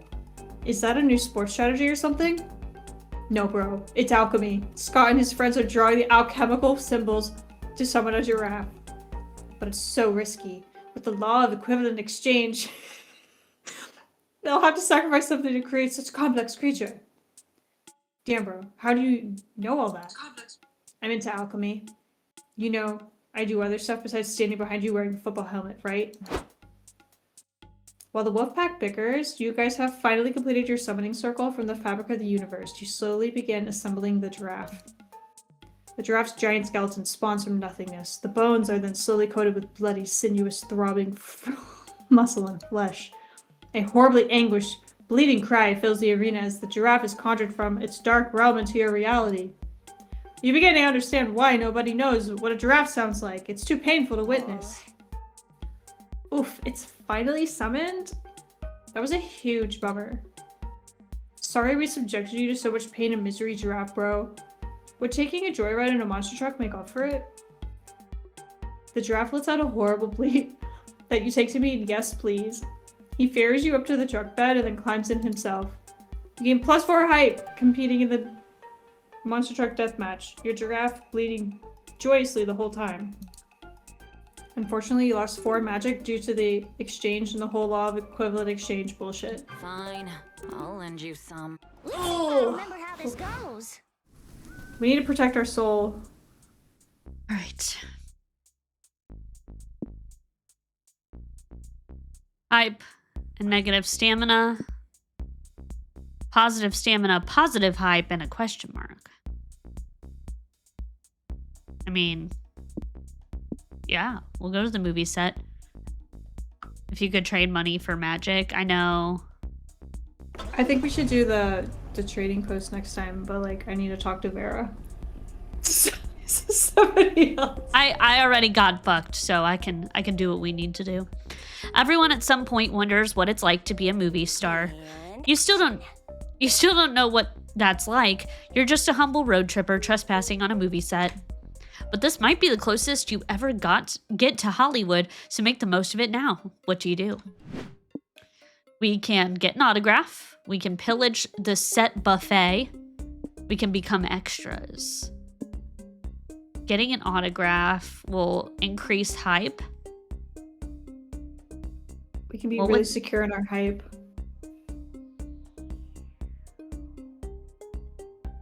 I don't think that would affect soul or mind, do you think? I mean, it's hard to say sometimes. I bet it would affect money. That's what I was thinking is money, but who knows? I think I'm going to go for that one. We can survive anything but a soul. Yeah. You heard that Cool Josh, the famous actor, singer-songwriter, esports champion, skateboarding prodigy, and top 10 chess grandmaster is filming on the set. You and your friends obviously need to get his autograph. You sneak on the set and find his trailer next to some bushes. Psst, over here. Can anyone else hear that bush talking? I'm no bush. You're just falling prey to my clever Wait, what? What would this guy sound like? I'm no prey. I'm no bush. You just fallen prey to my clever disguise. As you used to say, get wrecked. He sounds like a Reddit mod is what I'm thinking. Another Reddit mod. It's another Reddit mod in the bushes. Oh, hey, Counselor Flodge. I didn't know you worked here. I do. There's actually a warrant out for my arrest for breaking and entering under this set. Those cops are no match for my costume kit. We snuck on set because we heard Cool Josh was filming here. I'm gonna get him to sign my bra. Well, good luck with that, kiddo. I've been trying to show Cool Josh my screenplay all week. It's an autobiographical documentary called Hidden in Plain Sight, and Cool Josh is the only actor who can capture me on screen. Maybe if you kids can get Cool Josh out of his trailer, we'll get this project off the ground. Well, you do have a vested interest in meeting Cool Josh. Find a way to get him out of his trailer. Maybe it's not about getting the actor outside the RV, but about getting yourself inside the actor. Inside of his head, you perv. Talk to him intensely. Or lure him out with an Academy Award. The first one's gonna affect mine, for sure. What's the Academy Award, you think?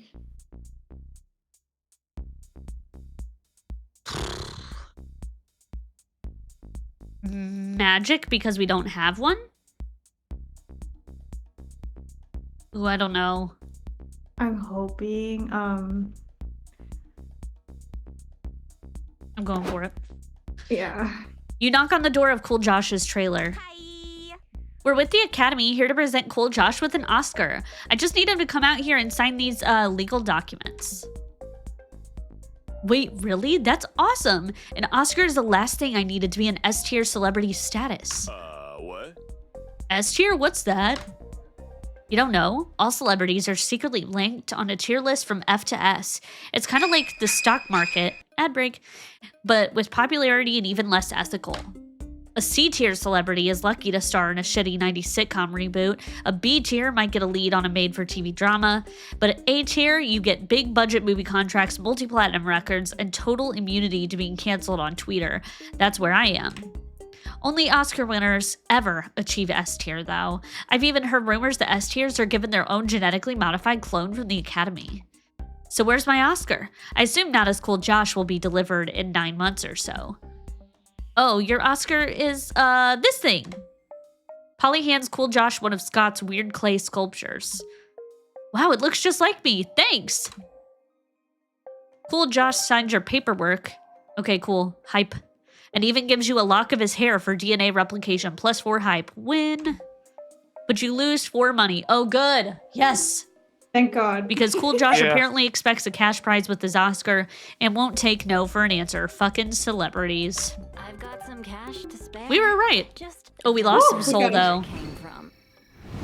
It's because I chose to date Vera. It's my fault, chat. Yeah, we're fucked on the soul situation, so you better get fucked so we can boot her out of the fucking car. She's gonna kill our run. I'll go to the noodle stick. Go to the noodle stick. All right. I'm not sure where to go.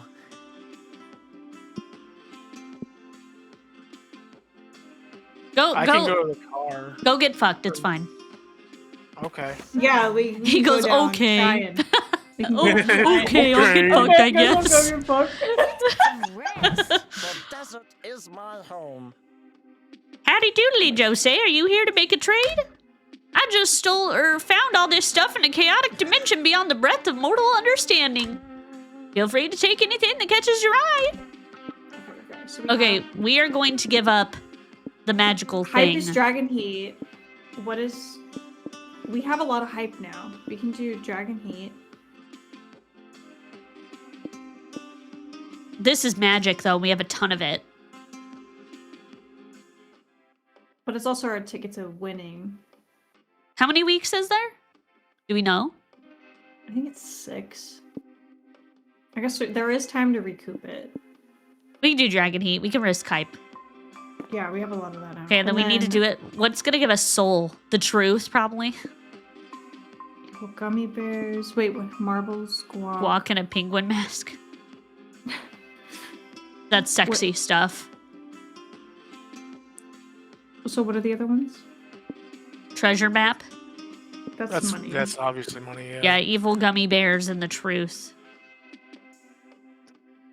I feel like the truth would either be mind or soul, probably, and both would be good to have. Yeah, I think it's worth it. Your soul is mine now. The world Okay. belongs to me. Thanks for stopping by. Tell your sleep paralysis God. demons I said hi. My girlfriend's gonna kill us. Hi, Boo. You having a good night? Yeah. What about you? I'm good. Just a little tired. The last conversations we've had have been awesome, but also intense. I'm happy to hang out, but you mind if we tone down the intensity tonight and just vibe, you and me? Sure. You may love Wild Polly, but you love Chill Polly too. You two spend the night relaxing and watching the stars. Aw, Eh. boo! Hee hee hee.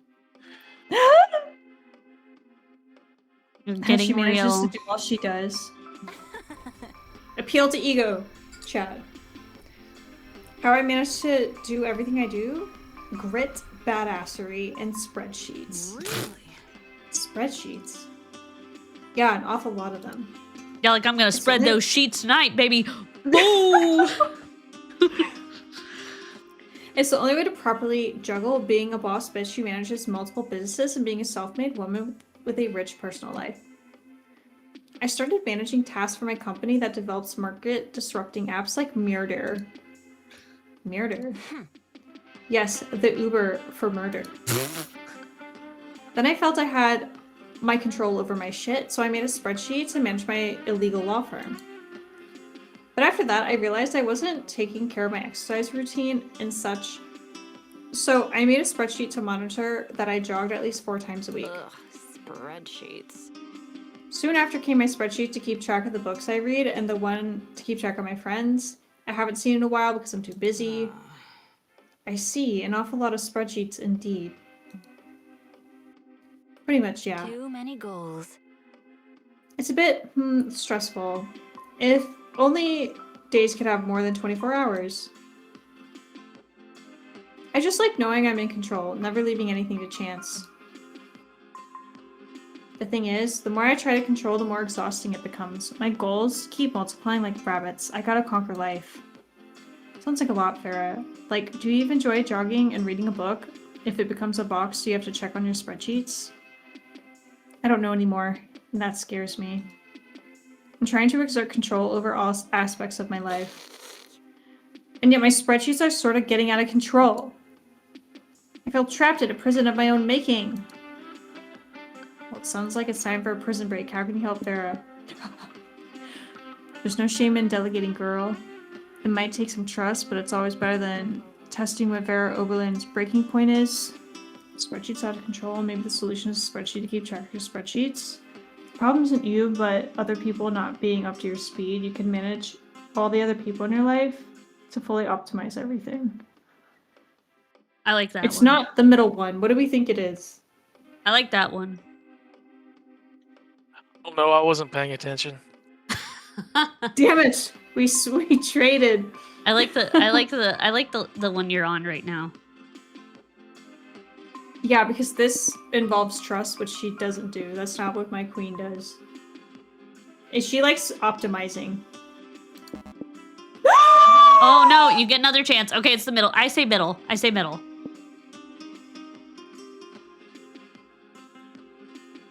I think it's middle. Okay, or don't listen to me. I don't know. She said the spreadsheets are getting out of control. So, oh my god, Chad, I don't know her. Why is she so hard to get? It might take some trust, but it's always better than testing. I mean, this sounds like it makes sense to a normal person, but Vera's not a normal person. Yeah, she's very... That's why I'm thinking spreadsheet for other spreadsheets. But I don't know.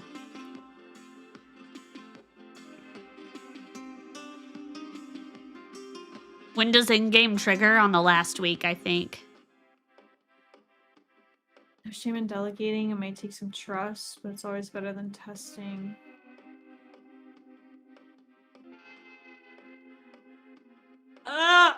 Guys, she's not like other girls. All this time I thought I knew. Can I see the chat log? I'm stressing, I'm sweating. No, chat. no one has said anything about this, by the way.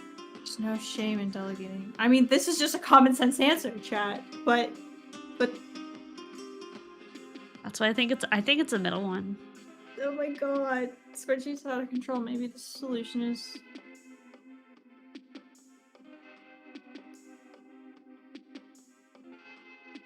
Guys, this is it. Oh my god.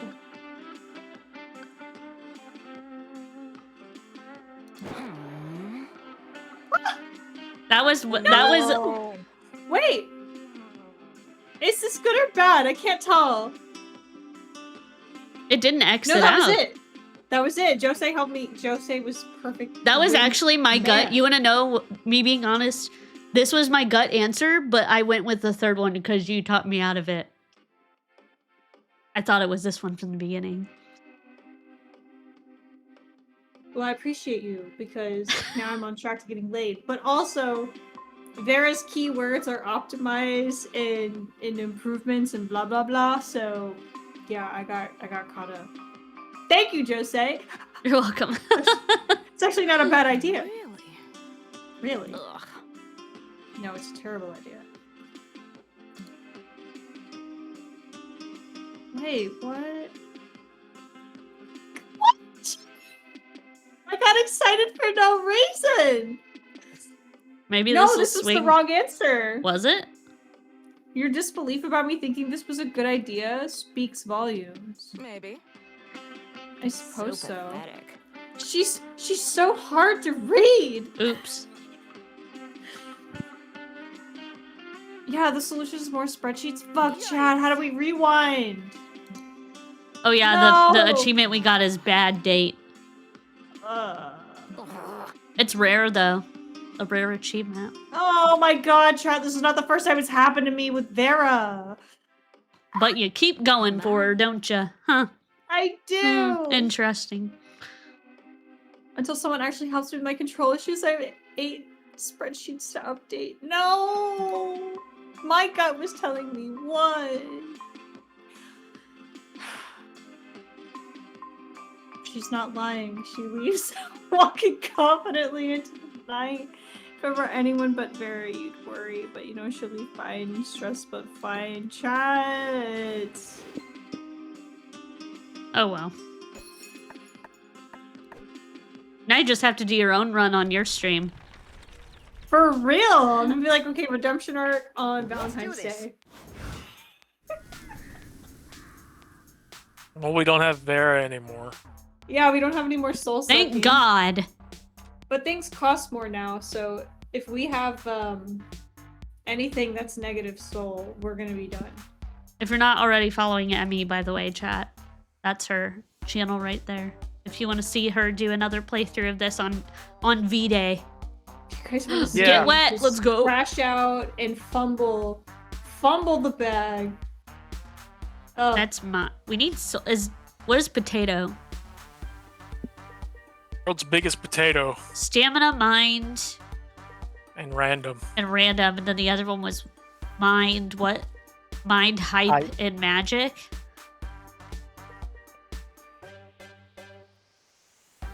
I mean, that's. Those I are like all the idea good of things. Random, just in case it's soul. I don't know. Oh. Hey, do what you want. I feel like we should Do do you want like potato? I say the positives. potato. I say go with the one that is the most positive. That's I true, want to we get wet.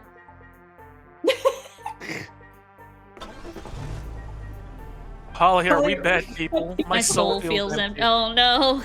Oh no. Oh wow, they're Hot- commenting on our stats. Yeah. Yep. On a hot sunny day like this, a lake visit is the perfect way to beat the heat. Safe fun is good fun. It's also a perfect excuse to see your hot friends in swimsuits. Not that you were fantasizing about that this whole time. Nope, definitely not. Cough, cough. Anyway, what do you want to do now that you're here? Collect seashells, Go build swim. sandcastles, go swimming. The swimming has a drugs icon by it, for the record. I kind of wanted to get our magic up so we could go ahead and get that. That's why I picked Okay. this. Yeah. That's gonna lower stamina too, probably. So I think that's a good bet. Oh. I can't fathom how our soul would be. Connected But to we have a choice seashells. still. We still have a choice. I Y'all like. want to know a secret about me? What's that? Oh wait, duh, we're talking to Seaside Hermit here and Rock Collector. I feel like seashells is the way. I first started out collecting seashells. It's canon. The secrets have been revealed. Okay, well, you gotta go seashells then. You, Scott, and Polly said about collecting seashells as a little memento of your trip together. Check this shell out. Scott, hold it up to your ear. God damn, he's hairy. He's hairy. He's a werewolf. This man is Does Turkish. it sound like ocean waves? With the oil wrestling. No, better. It sounds like vaporwave music. Polly's shell is covered in grid lines and inexplicably fills you with 90s nostalgia, so that makes sense. That's cool. I found this shell, but I'm not sure if it's a seashell. It looks more like a lake shell to me. Stellar deduction, buddy. You show your friends the shell you found. It's beautiful and small and swirly, and it suddenly starts crawling around your palm. Cool. Poot's shell is haunted. Nah, it's not haunted. Poot just found a hermit crab. Yeah, sorry to be a buzzkill, but we can't let you take that shell. As the lifeguard of this lake, we can't let you mess with the local wildlife. Aw. Yeah, it could be bad for like the environment or something. Dude. Plus, having a bunch of sad homeless hermit crabs around would really harsh the vibe around here. Oh no, you're right. We don't want to be hermit crab homewreckers. What if Poot traded the hermit crab something for its shell instead of just taking it? Only 11 bacon love. Sure, as long as this isn't a fair and square exchange of goods and not a theft situation, we're cool. Fair enough. What do you give the hermit crab in exchange for its shell? Not our soul. No, we're not making a pact. No pact. A deed to house sounds like money, but that's better Sounds than like soul, money. yeah. We got, yeah.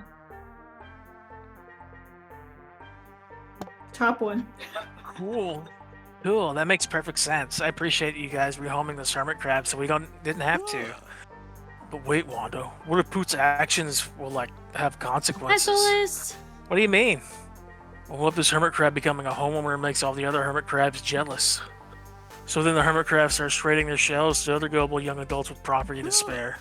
And then we crash the housing market because all the best properties are being bought and sold for hermit crab shells. Then all the houses can be bought by The game is crabs, so good. monsters start having to live in hermit crab We have shells. And then low even that soul housing right market now, inflates. which might be good for you, but Before it's you bad for know us in the game. It won't be weird to see your poor families with 8 people sleeping in one undersized shell on the beach.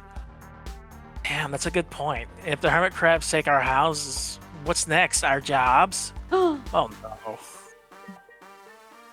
No, a hermit crab would be such a better lifeguard than me. I can't compete.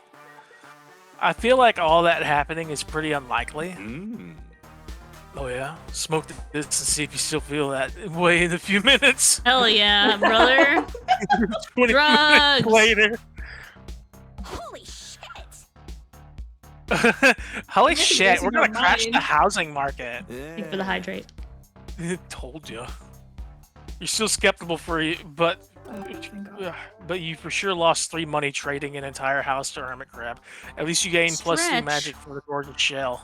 Move, losers. It's my turn. All right, there you go, Amy. You know, guys, it's a good thing that I fumbled the bag with Farah because we wouldn't have survived. Yeah. Minus soul, that. Ooh, Let's go to the casino. or casino. Wait, let's go to the casino. Now, Polly, let's be careful with our money. I'll bet you anything I'm more careful than you. Okay. Flashing lights, rolling dice, people are sobbing as their lives, fortunes are gambled away. No doubt about it, you're at a casino. Look at that dress. I know, I'm slaying right now. It's post-breakup, chat. There you go. Post-breakup. I gotta move on. Gambling is You would go risky to a and casino after that. But so is going on a Even road trip with Polly and Scott, so whatever. Even your drink is on fire. The question is, now that you're here, what will you play? Let's see if anything comes up on Jose's. We got drugs on roulette. Drugs. The stats are so... They're all right there. Oh my god, chat, we're gonna die. Skill poker. Chance roulette are the forbidden games. I feel like, oh my god, this is it. This is it. Chance roulette with drugs. Drugs could be mind. Yeah. Forbidden games could be soul. Wait, yeah. hell no. None of that. None of that. Poker is generally very money. I mean, they're all going to be money centric, I feel like, but Yeah. I don't know. Either Roulette. poker or roulette. Yeah. You enter the casino ready to make some sweet money. Yes, I love casinos, the land of random chance, impulsive decisions, and drinking. Everything's coming up, Polly. You're the expert here, bro. What game should we play? Roulette probably. There's very little rules involved, and I'm like 6 old fashions deep, so I'm too drunk to coach you on the proper game anyway. Sports. So aggressive. Sports.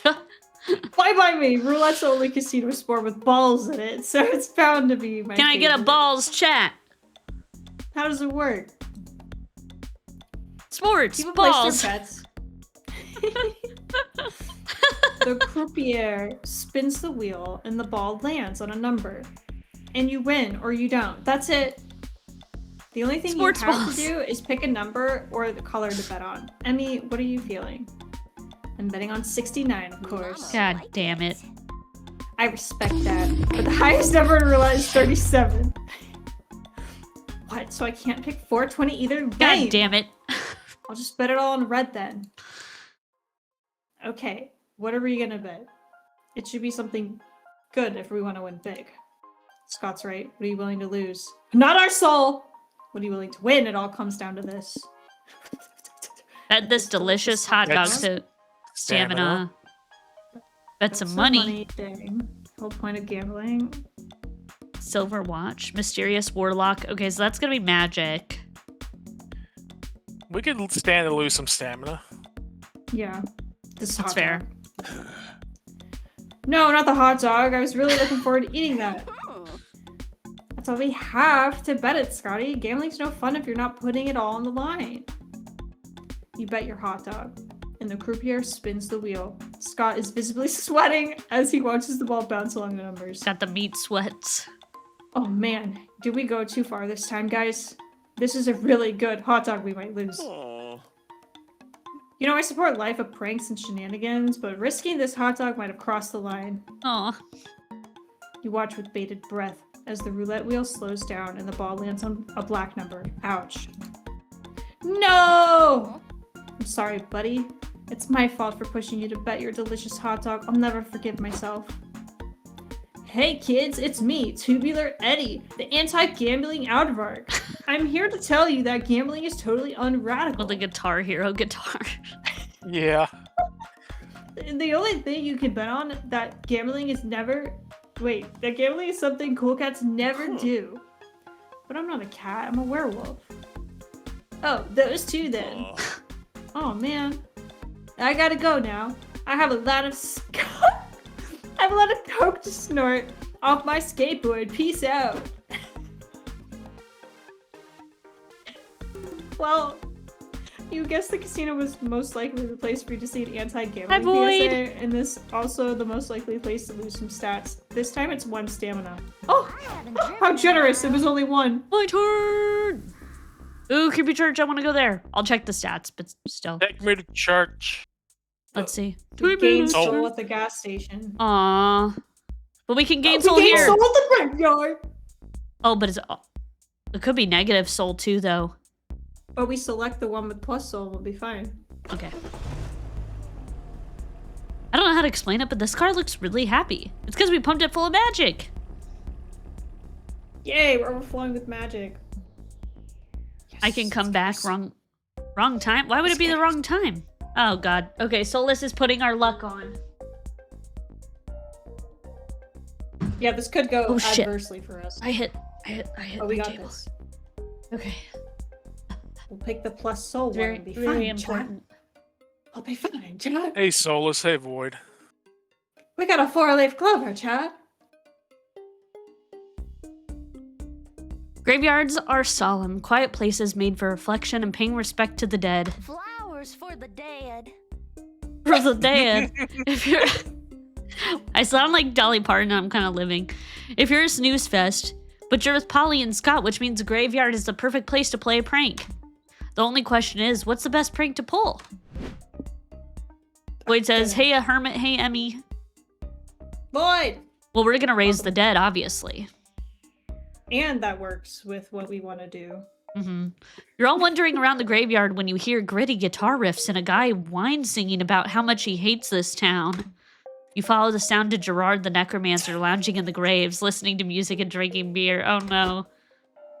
Ah, he's back. Oh great. I see you found my secret hideout for the rare nights that I choose to do my brooding outdoors. That's cool. Graveyard drinking is a hobby of mine too. I usually bump EDM though. Really livens up the place if you know what I mean. Whatever. Can you take your bubbly attitude elsewhere? I'm busy drowning my dark and twisted thoughts in booze. Ah, damn. My beer's slightly out of my reach. Just a sec. Lorem ipsum dolor sit-a-met! Light flashes from Gerard's staff, then a zombie claws out of the dirt. It's rotting, shambling, and crying, brains. Yep, brains, right. Could you just hand me my beer there? It's to the left. No, my left. Yeah, perfect. Good work, Thrall. Your zombie is so cute. Like one of those old leathery chihuahuas you can't help but love. Can we name him Tickles? I had a hamster named Tickles once, but I accidentally ate him because I thought he was a potato chip. What? No, you can't name him. You'll just get attached to him. Tickles is going right back in the ground once I finish my six-pack. How can you give him a taste of life and then rip it all away like that? This isn't Flowers for Algernon, you asshole. Why are you so upset by this? It's just a zombie. They're usually just animated corpses with no personalities or free will. Let's test that. Hey, Tickles, if you have free will, say brains. Brains. See? Total sentience. Tickles is in there. We just need something to draw the dazzling personality out of its shell. What do you suggest, Jose? Old leathery chihuahua. They're talking about my balls. Give me a balls, chat. All right. Brains is nice and useful, but you can help Tickles by teaching him a second essential word for his repertoire. This zombie is screaming brains, but you know what he's really asking for, a taxi license. I don't know what that is, but I think the top one's mind. Yeah. Balls. You're gonna try to teach a zombie to speak. Do you have any idea how long that pointless activity will take? Nice. Nope, but I'm gonna give it a shot anyway. Time skip time! Oh, we're doing a time skip, all right, all the way to the post-apocalyptic year of 3088. Mitch Badassberg, America's most muscular super soldier, and his elite strike force are gunning down zombies in Times Square. A zombie tackles Mitch to the ground, opens its mouth, and lets out its haunting wail. Cowabunga! What the? Says Mitch. General, did you hear that? Hear what, Sergeant Badassberg? All I can hear are zombies dying and machine guns firing. Cowabunga! Come on, General, you had to have heard it that time. This zombie is saying cowabunga. Who cares what it's saying? Shoot it in the fucking head, Mitch! Hee hee, but it's kind of funny. Mitch is so busy laughing at the zombie that he doesn't notice it's tearing his chest open until it's too late. General, Mitch gasps while dying, please tell my wife about the cowabunga zombie. The funniest shit I've ever seen.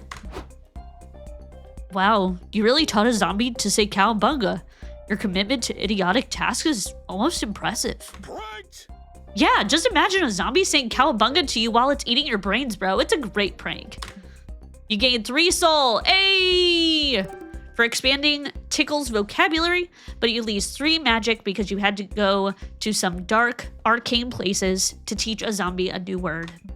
Even better. Worth it. Even better. Whew, we're leveling out. Nice cock. Okay, we got another truck Nice over cock. there. Mad Max. National Park. I think the luck helped. Thank you, Solus. What's Fucking looks- metal. Post-apocalyptic settlement. That looks cool. It looks fucking metal. It looks like Mad Max. Mm-hmm. The car's needle.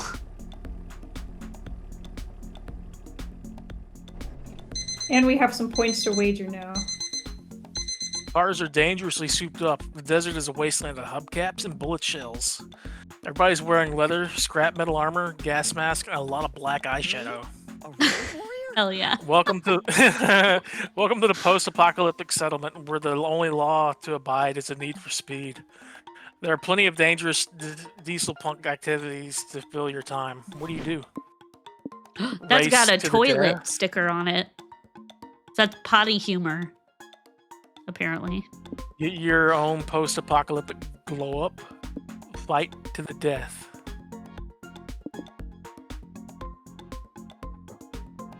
Toilet humor, you say? That one has potty humor, is what it says. Yes.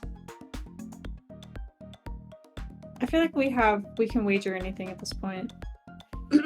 Find the desert racetrack and spot your old friend Damien. He's dressed much differently than you remember. Down to the road queen.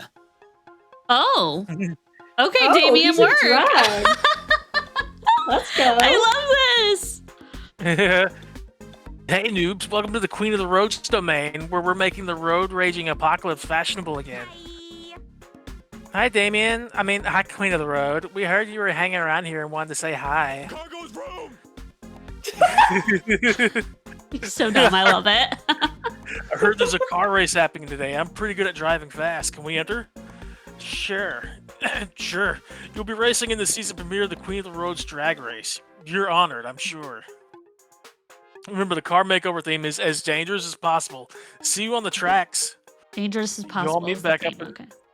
You all meet back up an hour later to watch the competitors take turns presenting their cars to the Queen. Your Majesty, we present to you the Porschilla of the desert. It's giving fierce. It's giving danger. It's giving glitter diesel punk from 2034.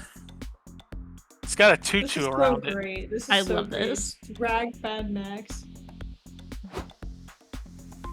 We put a Porsche in a tutu and mounted an artillery to the hood. Which is pretty fucking cool. You may enter the race. Introducing Her Majesty's Fools racing into the No Laughing Matter. Is it tied to a bomb? Yeah, it's definitely got a missile on the bottom of it. I can't promise I won't laughing when you blow yourselves up, but fuck it, the fireworks show on wheels is in. Your Majesty, behold the Carburus. Oh my gosh. We strap 3 cars together to make the cars 3 times faster and stronger. I don't think that's how. That's genius. You're in, and you guys can be my royal vehicle scientists if you survive. Guys, we're in trouble. We only have 1 car, and it's not very fast. We need to find a way to make our car at least 4 times faster and stronger. Scott's not wrong. The Oldsmobile won't win this race without a few upgrades. What do you do? You need more horsepower. Siphon power from some horses and transfer it to your engine. Horses. Horses again. We're back again. This car needs a true desire to win. Engineer a complex AI system with an actual sense of self to motivate the car to win. It's Mind. Mind. What's the Yeah. top one? Second power from horses. That's magic. Yeah. We can spare some mind right now. Yeah. But AI. Boo. We also need to get magic in the next round. Yeah, that's true. Yeah, go with that one just because I don't think it will. Hopefully, it won't take magic. The bottom one. Whatever. Go with the bottom one.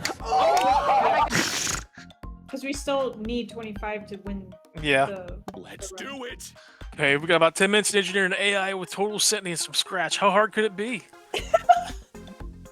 Quite easy, in fact. Not because you know much about software engineering, but because you already backed an AI program exactly like this on Start Kicker. You upload your sentient AI into your car's engine. A voice comes through the radio. Hello? What's happening? Why am I thinking? Congrats, car. You achieved sentience for the express purpose of winning this race to the death. Are you excited? Really? That's my purpose? Asked the car sadly. But I have no interest in racing. I want to travel. I want to dance. I want to fall in love. We don't have time for that right now. As promised, I was promised a race today, and the Queen is very impatient. I don't care. I want to find my soulmate and spend our lives together. Maybe I'll even fill myself up with his gasoline and give him a baby sidecar someday. Pussy. Gross. I feel bad, guys. Following your dreams is important. We can't take that away from the car. There must be a way we can compromise. Fine. Car, how about you in the race? We'll take you to a gas station and help you find your soulmate. Wow, that's one hell of a motivator. It's a deal. You compete in the race, but only make second place. It turns out having a true desire to win is enough to make your car outpace a rocket full of clowns. Don't worry, guys. You won the race of the heart. Your car competed because it had a true desire to love. I award you first place. Yay! You're giving us the win because of the power of love? You big softy. Shut up! I am not a softy. I'm a badass. Okay, Damien. He always tries to be. Yeah. Maybe I just really want to watch this car get fucked by a gas pump. You don't know. Later, Later, you do watch that car get fucked at the gas station. It's actually kind of disturbing. You lose free mind. But you gain free soul. Okay, well. Helping your car find true love, and you're a godfather now. Aw, wow. Got a little car grandbaby. Oh, man, we're or hanging god on by baby. a thread right now. I'll do the car, and I'll take something from one of our lowest stats and put it on Magic, so we'll have 25. The night is young. Good, I needed some hydration.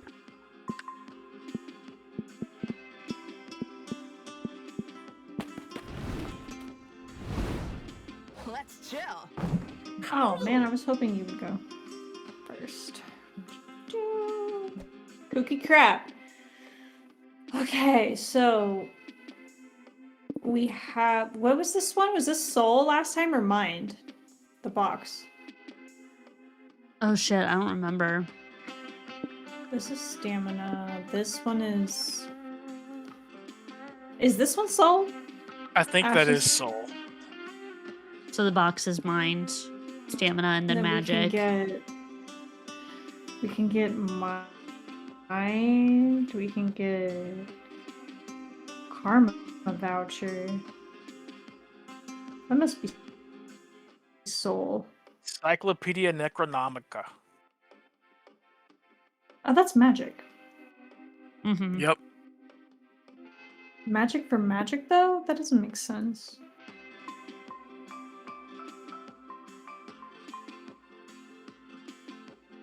I'm basically trying to level it out. The truth. Stamina.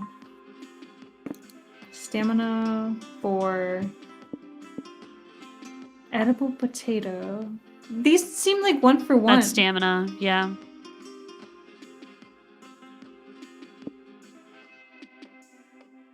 Karma Soul. This is probably hype. That's hype, yeah. Hype, yeah.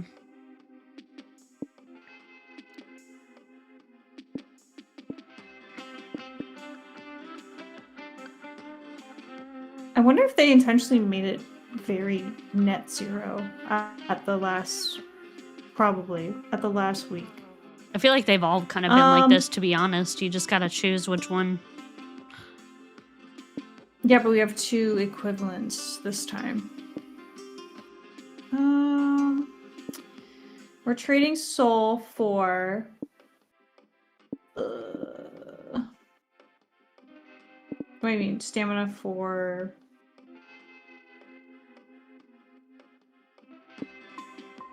This is all an illusion. Oh, that was Mind. Okay. Okay. Okay, no person can hold me, no rules can govern me. I am chaos incarnate, and I know where you live. Totally regret this. Enjoy your purchase. He's scary.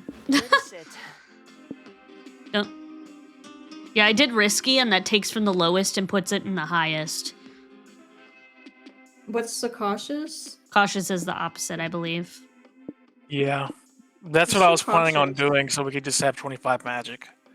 But I think we'll be fine on magic. On the last. We're gonna have to watch our stamina, that's all. Do whatever you think, Seaside. Risky's. Yeah.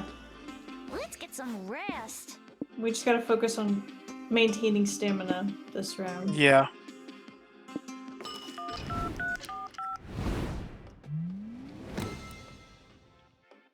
The destination was fulfilled.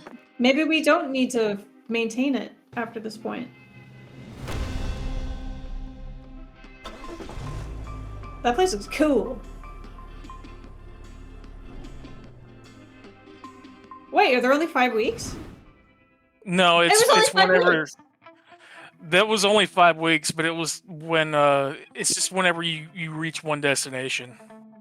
You cross the magic portal and end up in a whimsical land full of magic. I like the illustrations.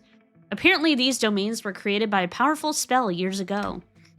What was the purpose of the spell? To imprison an ancient evil? To produce a source of power? To build a very big storage room? You may never know. You only know one thing for sure. You're here now, and you're ready for a big adventure. This is where your road trip ends, but a whole new journey begins. And that wasn't all. Wait, yeah. Congrats, you've reached a destination, but there's more to it. Every player gets an individual ending. You could end up being a lame loser, just okay, or the MVP. In multiplayer mode, the result will be determined based on how much you each contributed to the resource needed to reach the destination. In single player mode, it's determined by your overall resource spread. There's also the date ending, which has its own requirements. But ending up a lame loser will override the date ending. No dates allowed for lame losers. Anyway, let's judge you. Wow. That's cruel. Okay, but don't Abby. worry, chat. I'm the lame loser, so... Okay, read. Oh. Yay. Dream Dominions. Imagine your surprise when you all see a sign saying you must be this cool to enter. This is the last place you expected to have to deal with something like this. Fortunately, everyone is that cool. Unfortunately, I actually meant everyone but you. Oh, no. I was the loser. Oh, I have no riz, chat. This is proof. So you're forced to stay in the car during the whole visit. Ironically, that makes you even more uncool. Sigh. God damn. While everyone else is excited about Dream Dominions, you focus on Polly. Who's over here about to get laid? You've grown very acquainted with each other, and you're starting to feel like you can be yourself in front of her and tell her what's truly on your mind. And you do so tonight. You tell her how much you admire her, how incredibly comfortable she seems to feel in her skin, always so confident. It's as if she doesn't know what feeling insecure, embarrassed, or nervous even is. She laughs it off as usual, but then she remains quiet for a bit. She's looking at you with a strange smile. There's an intensity in her eyes, as if she's pondering whether to tell you something or not. Everyone has insecurities, fears, and even gets vertigo every now and then. I don't think confidence is the absence of all that. It's accepting that it's natural and learning to navigate around it. She rests her hand on your arm and looks you in the eye. Let me tell you about a time when I was feeling all these things you imagine must be so alien to me. I was preparing this road trip with Scott. We were discussing inviting someone else to join and who to ask. I knew right away I wanted you to come, and so I texted you, remember? Well, I was legit nervous while I waited for you to text back. I wondered, is he going to reply? Will he say yes? But those feelings are natural, so I just weathered through them. What else is there to do? And look at us. Here we are, you, me, and the night. So even if there are things that make me feel an unfathomable amount of vertigo, I will always choose to close my eyes and jump. And she leans into you and kisses you. Yes, you do sort of feel an unfathomable amount of vertigo. You choose to close your eyes and kiss her back. Nice. Your adventures in the Dream Dominions are legendary. And of all your party members, you rise to the occasion in ways you didn't even expect. It's as if you were the chosen hero all along, but you never knew. Jocee the Abundant. Your thumb is so literally green, there's no magical plant you can't grow. Your studies on the realm's flora and fauna take you up the highest mountains, across vast lakes, into the dankest of caves. And your stand at the village farmer's market is a real hit with the locals. Songs will be written about your heroic and delicious feats.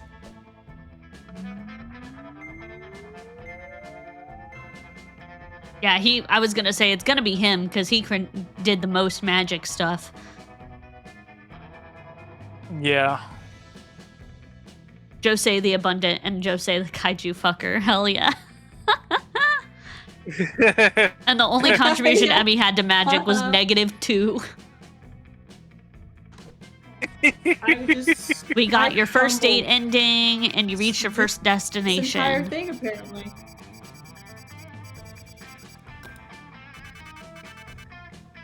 Damn, look at all the destinations you can get. 69 locations. Hell yeah. 758 outcomes. I do like the There's 2 of so much to 48 this game. endings. All of them. Wow. Perfect timing for a stream, too. We're at 3 hours, 44 minutes. Interesting. So there's different magic locations. Whoa. Maybe if you get there sooner. Ooh, maybe that's it. If you get there sooner, you get a different location. Maybe. Or like weeks 4, 5, 6. That's the only thing I can think of because nothing else changed. Yeah, and just like that, the road trip came to an end. It was full to the brim with danger, fun, and utter nonsense. It was everything we could have expected from a trip with Polly and Scott, and then some. We not only survived the whole thing, but we conquered it and came out different people. It all turned out to be a pilgrimage into self-discovery, a rite of passage, a quest for growth. That is to say, a fucking good road trip. As we were heading back home, I thought about how all of this was just one of the first stops in a much bigger journey that was only just beginning. So fun. Yeah, I think, did I play the original Monster Prom?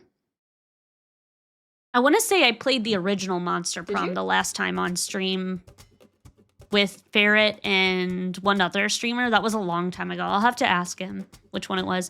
Get extra playable characters for your trip. Get extra hitchhikers for your trip. You can now play Prank Master mode. What is that? That's hard difficulty. Oh, Monster. I forgot about the fourth one is Monster Con. So I feel like that one would be right up our alley, too. I played that. It's fun. You played it? Ooh, that sounds fun. Prank Master is adding some cutthroat mechanics to decide who's the MVP. Oh, nah. It just seems like, no, I'm already gonna be the loser anyway.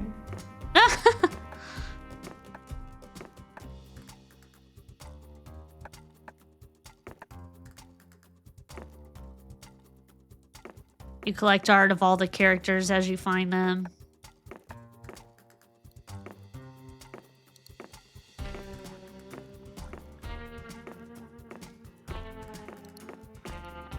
But is it just we don't get the Damien drag variant? Because that's what I wanted to look at.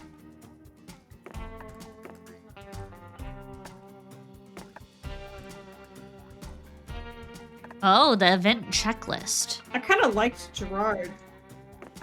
Yeah, he was cool. I like Gerard. Yeah, there's so many different outcomes based on... And I guess that's why there's so many different endings and shit. Wait, yeah, where's Damien? Oh, it's just him. It's him, regular him, not in drag. Oh, if you click on it, there's outfits. Oh, really? With expressions. That's crazy! Oh my god, they just put all the sprites, basically. Oh, that's cool. Yes! Okay, you can see the drag outfit. Hell yeah. I love that. And I love that for Damien. Yes. Oh, wait! Aw, look at the little Scott! Look at him! He's just a tiny little guy with a little fish. Look at him. He's so cute. Is that him in his wolf form? Because if so, that's fucking cute. He's just a tiny little guy. I love that. That's honestly, that makes sense. That tracks. I don't think so. It sounds like his wolf form's brutal.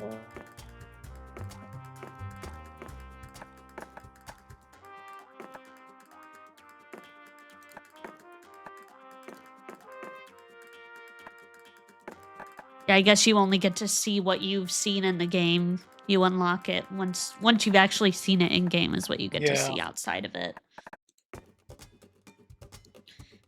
Well, that was fun. That was fun. Yeah, Thank you thanks for the inviting invite us and having us. Yeah, no problem. Letting me know that it was 76 cents. Yeah. Yeah, if I was gonna say if y'all enjoyed this, if you would like to play it yourself, you can either buy it on Steam or on Loaded, which was formerly CD Keys. It's less than $1 right now. So if you want to pick this up, my recommendation, picking up on Loaded, get yourself some DLCs. That way you're still supporting them, you know, big time.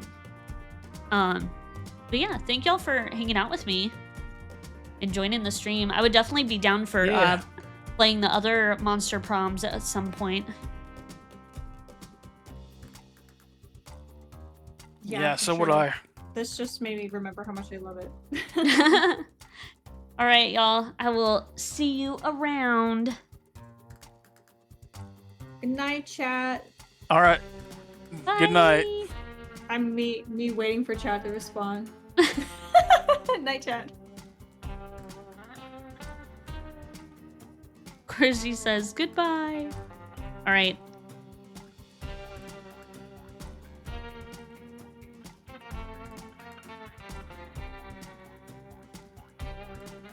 Let's see.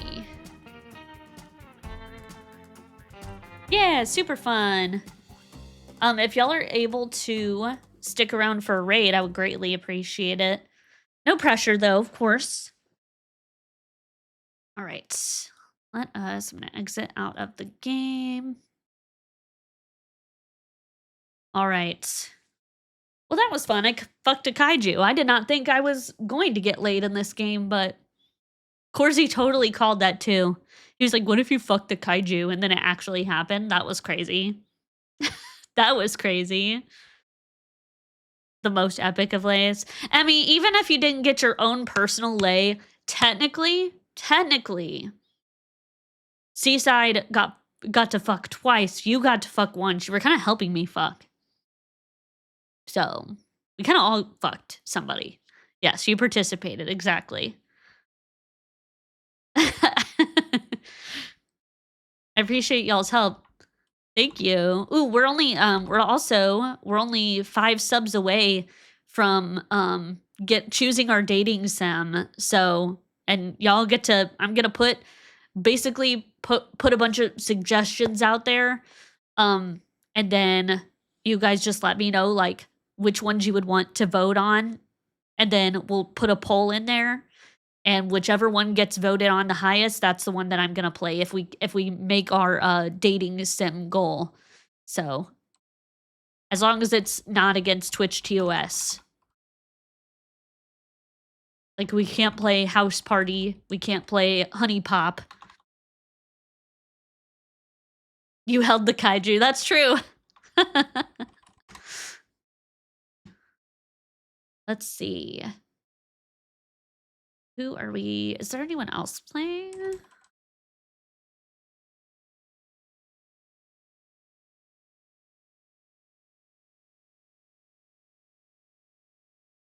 Looks like there's someone playing Monster Prom 4. I don't really want to get spoiled on that, though, because I have not played that one yet. Let's see. Ooh, you know what? Mampy is playing Hades. I don't often get a chance to raid Mampy. Mampy has raided us before many times. He is a lovely creator friend. I'm a huge fan of his work. He, big variety creator. He just does tons of different stuff. So if you're into very, very varied content, you'll definitely like Mampy streams. As I think mentioned before, he also has like a lot of fun, like different effects and commands and like things like that for the stream, which is super fun. If you're into like being super engaged and stuff, he has lots of fun stuff you can do. So I think that's who we're gonna raid out to. Thank you again to Kill for the biddies and stopping by. Enter for the resub. I owe you a Valentine on the next stream. We will make that at the top of the stream. Green for the 10 stream streak. Thank you for watching. And then we had 3 off-stream follows after we raided Ollie on Monday. Ollie went ahead and followed us, as well as Bo and Ashwise. So thank y'all for the off-stream follows. I appreciate that. All right. We start this raid up here to Mampy. There we go. If you want to do some raid stuff here, top one's for subbies, bottom one is for non-subbies. You know the drill with that. Oh, the top one doesn't work. I'll have to change the top one. Let me write that down because we took we out and put booty in. I'm gonna make a note. Change Raid messages. Or we could just do booty bats. If you're subbed, yeah, you know what? If you're subbed, you could do a bunch of booty bats. Just fill up the chat with booty bats. And if you're non-subbed, you can do the other one or whatever the fuck you want. Go shake some ass on Mampy. He'll probably like it a little bit. All right, y'all. Thank you again so much for hanging out with us. Playing this with Seaside Nummy was so fun. I had a great time. And yeah, on Friday, and possibly Saturday, I don't know how long it's going to take, but I can only assume it's going to take the whole time. We're going to be playing a narrative-based game called Eternal Threads. It's a puzzle and narrative game where choices matter. So yeah. I'll see y'all then. Goodbye.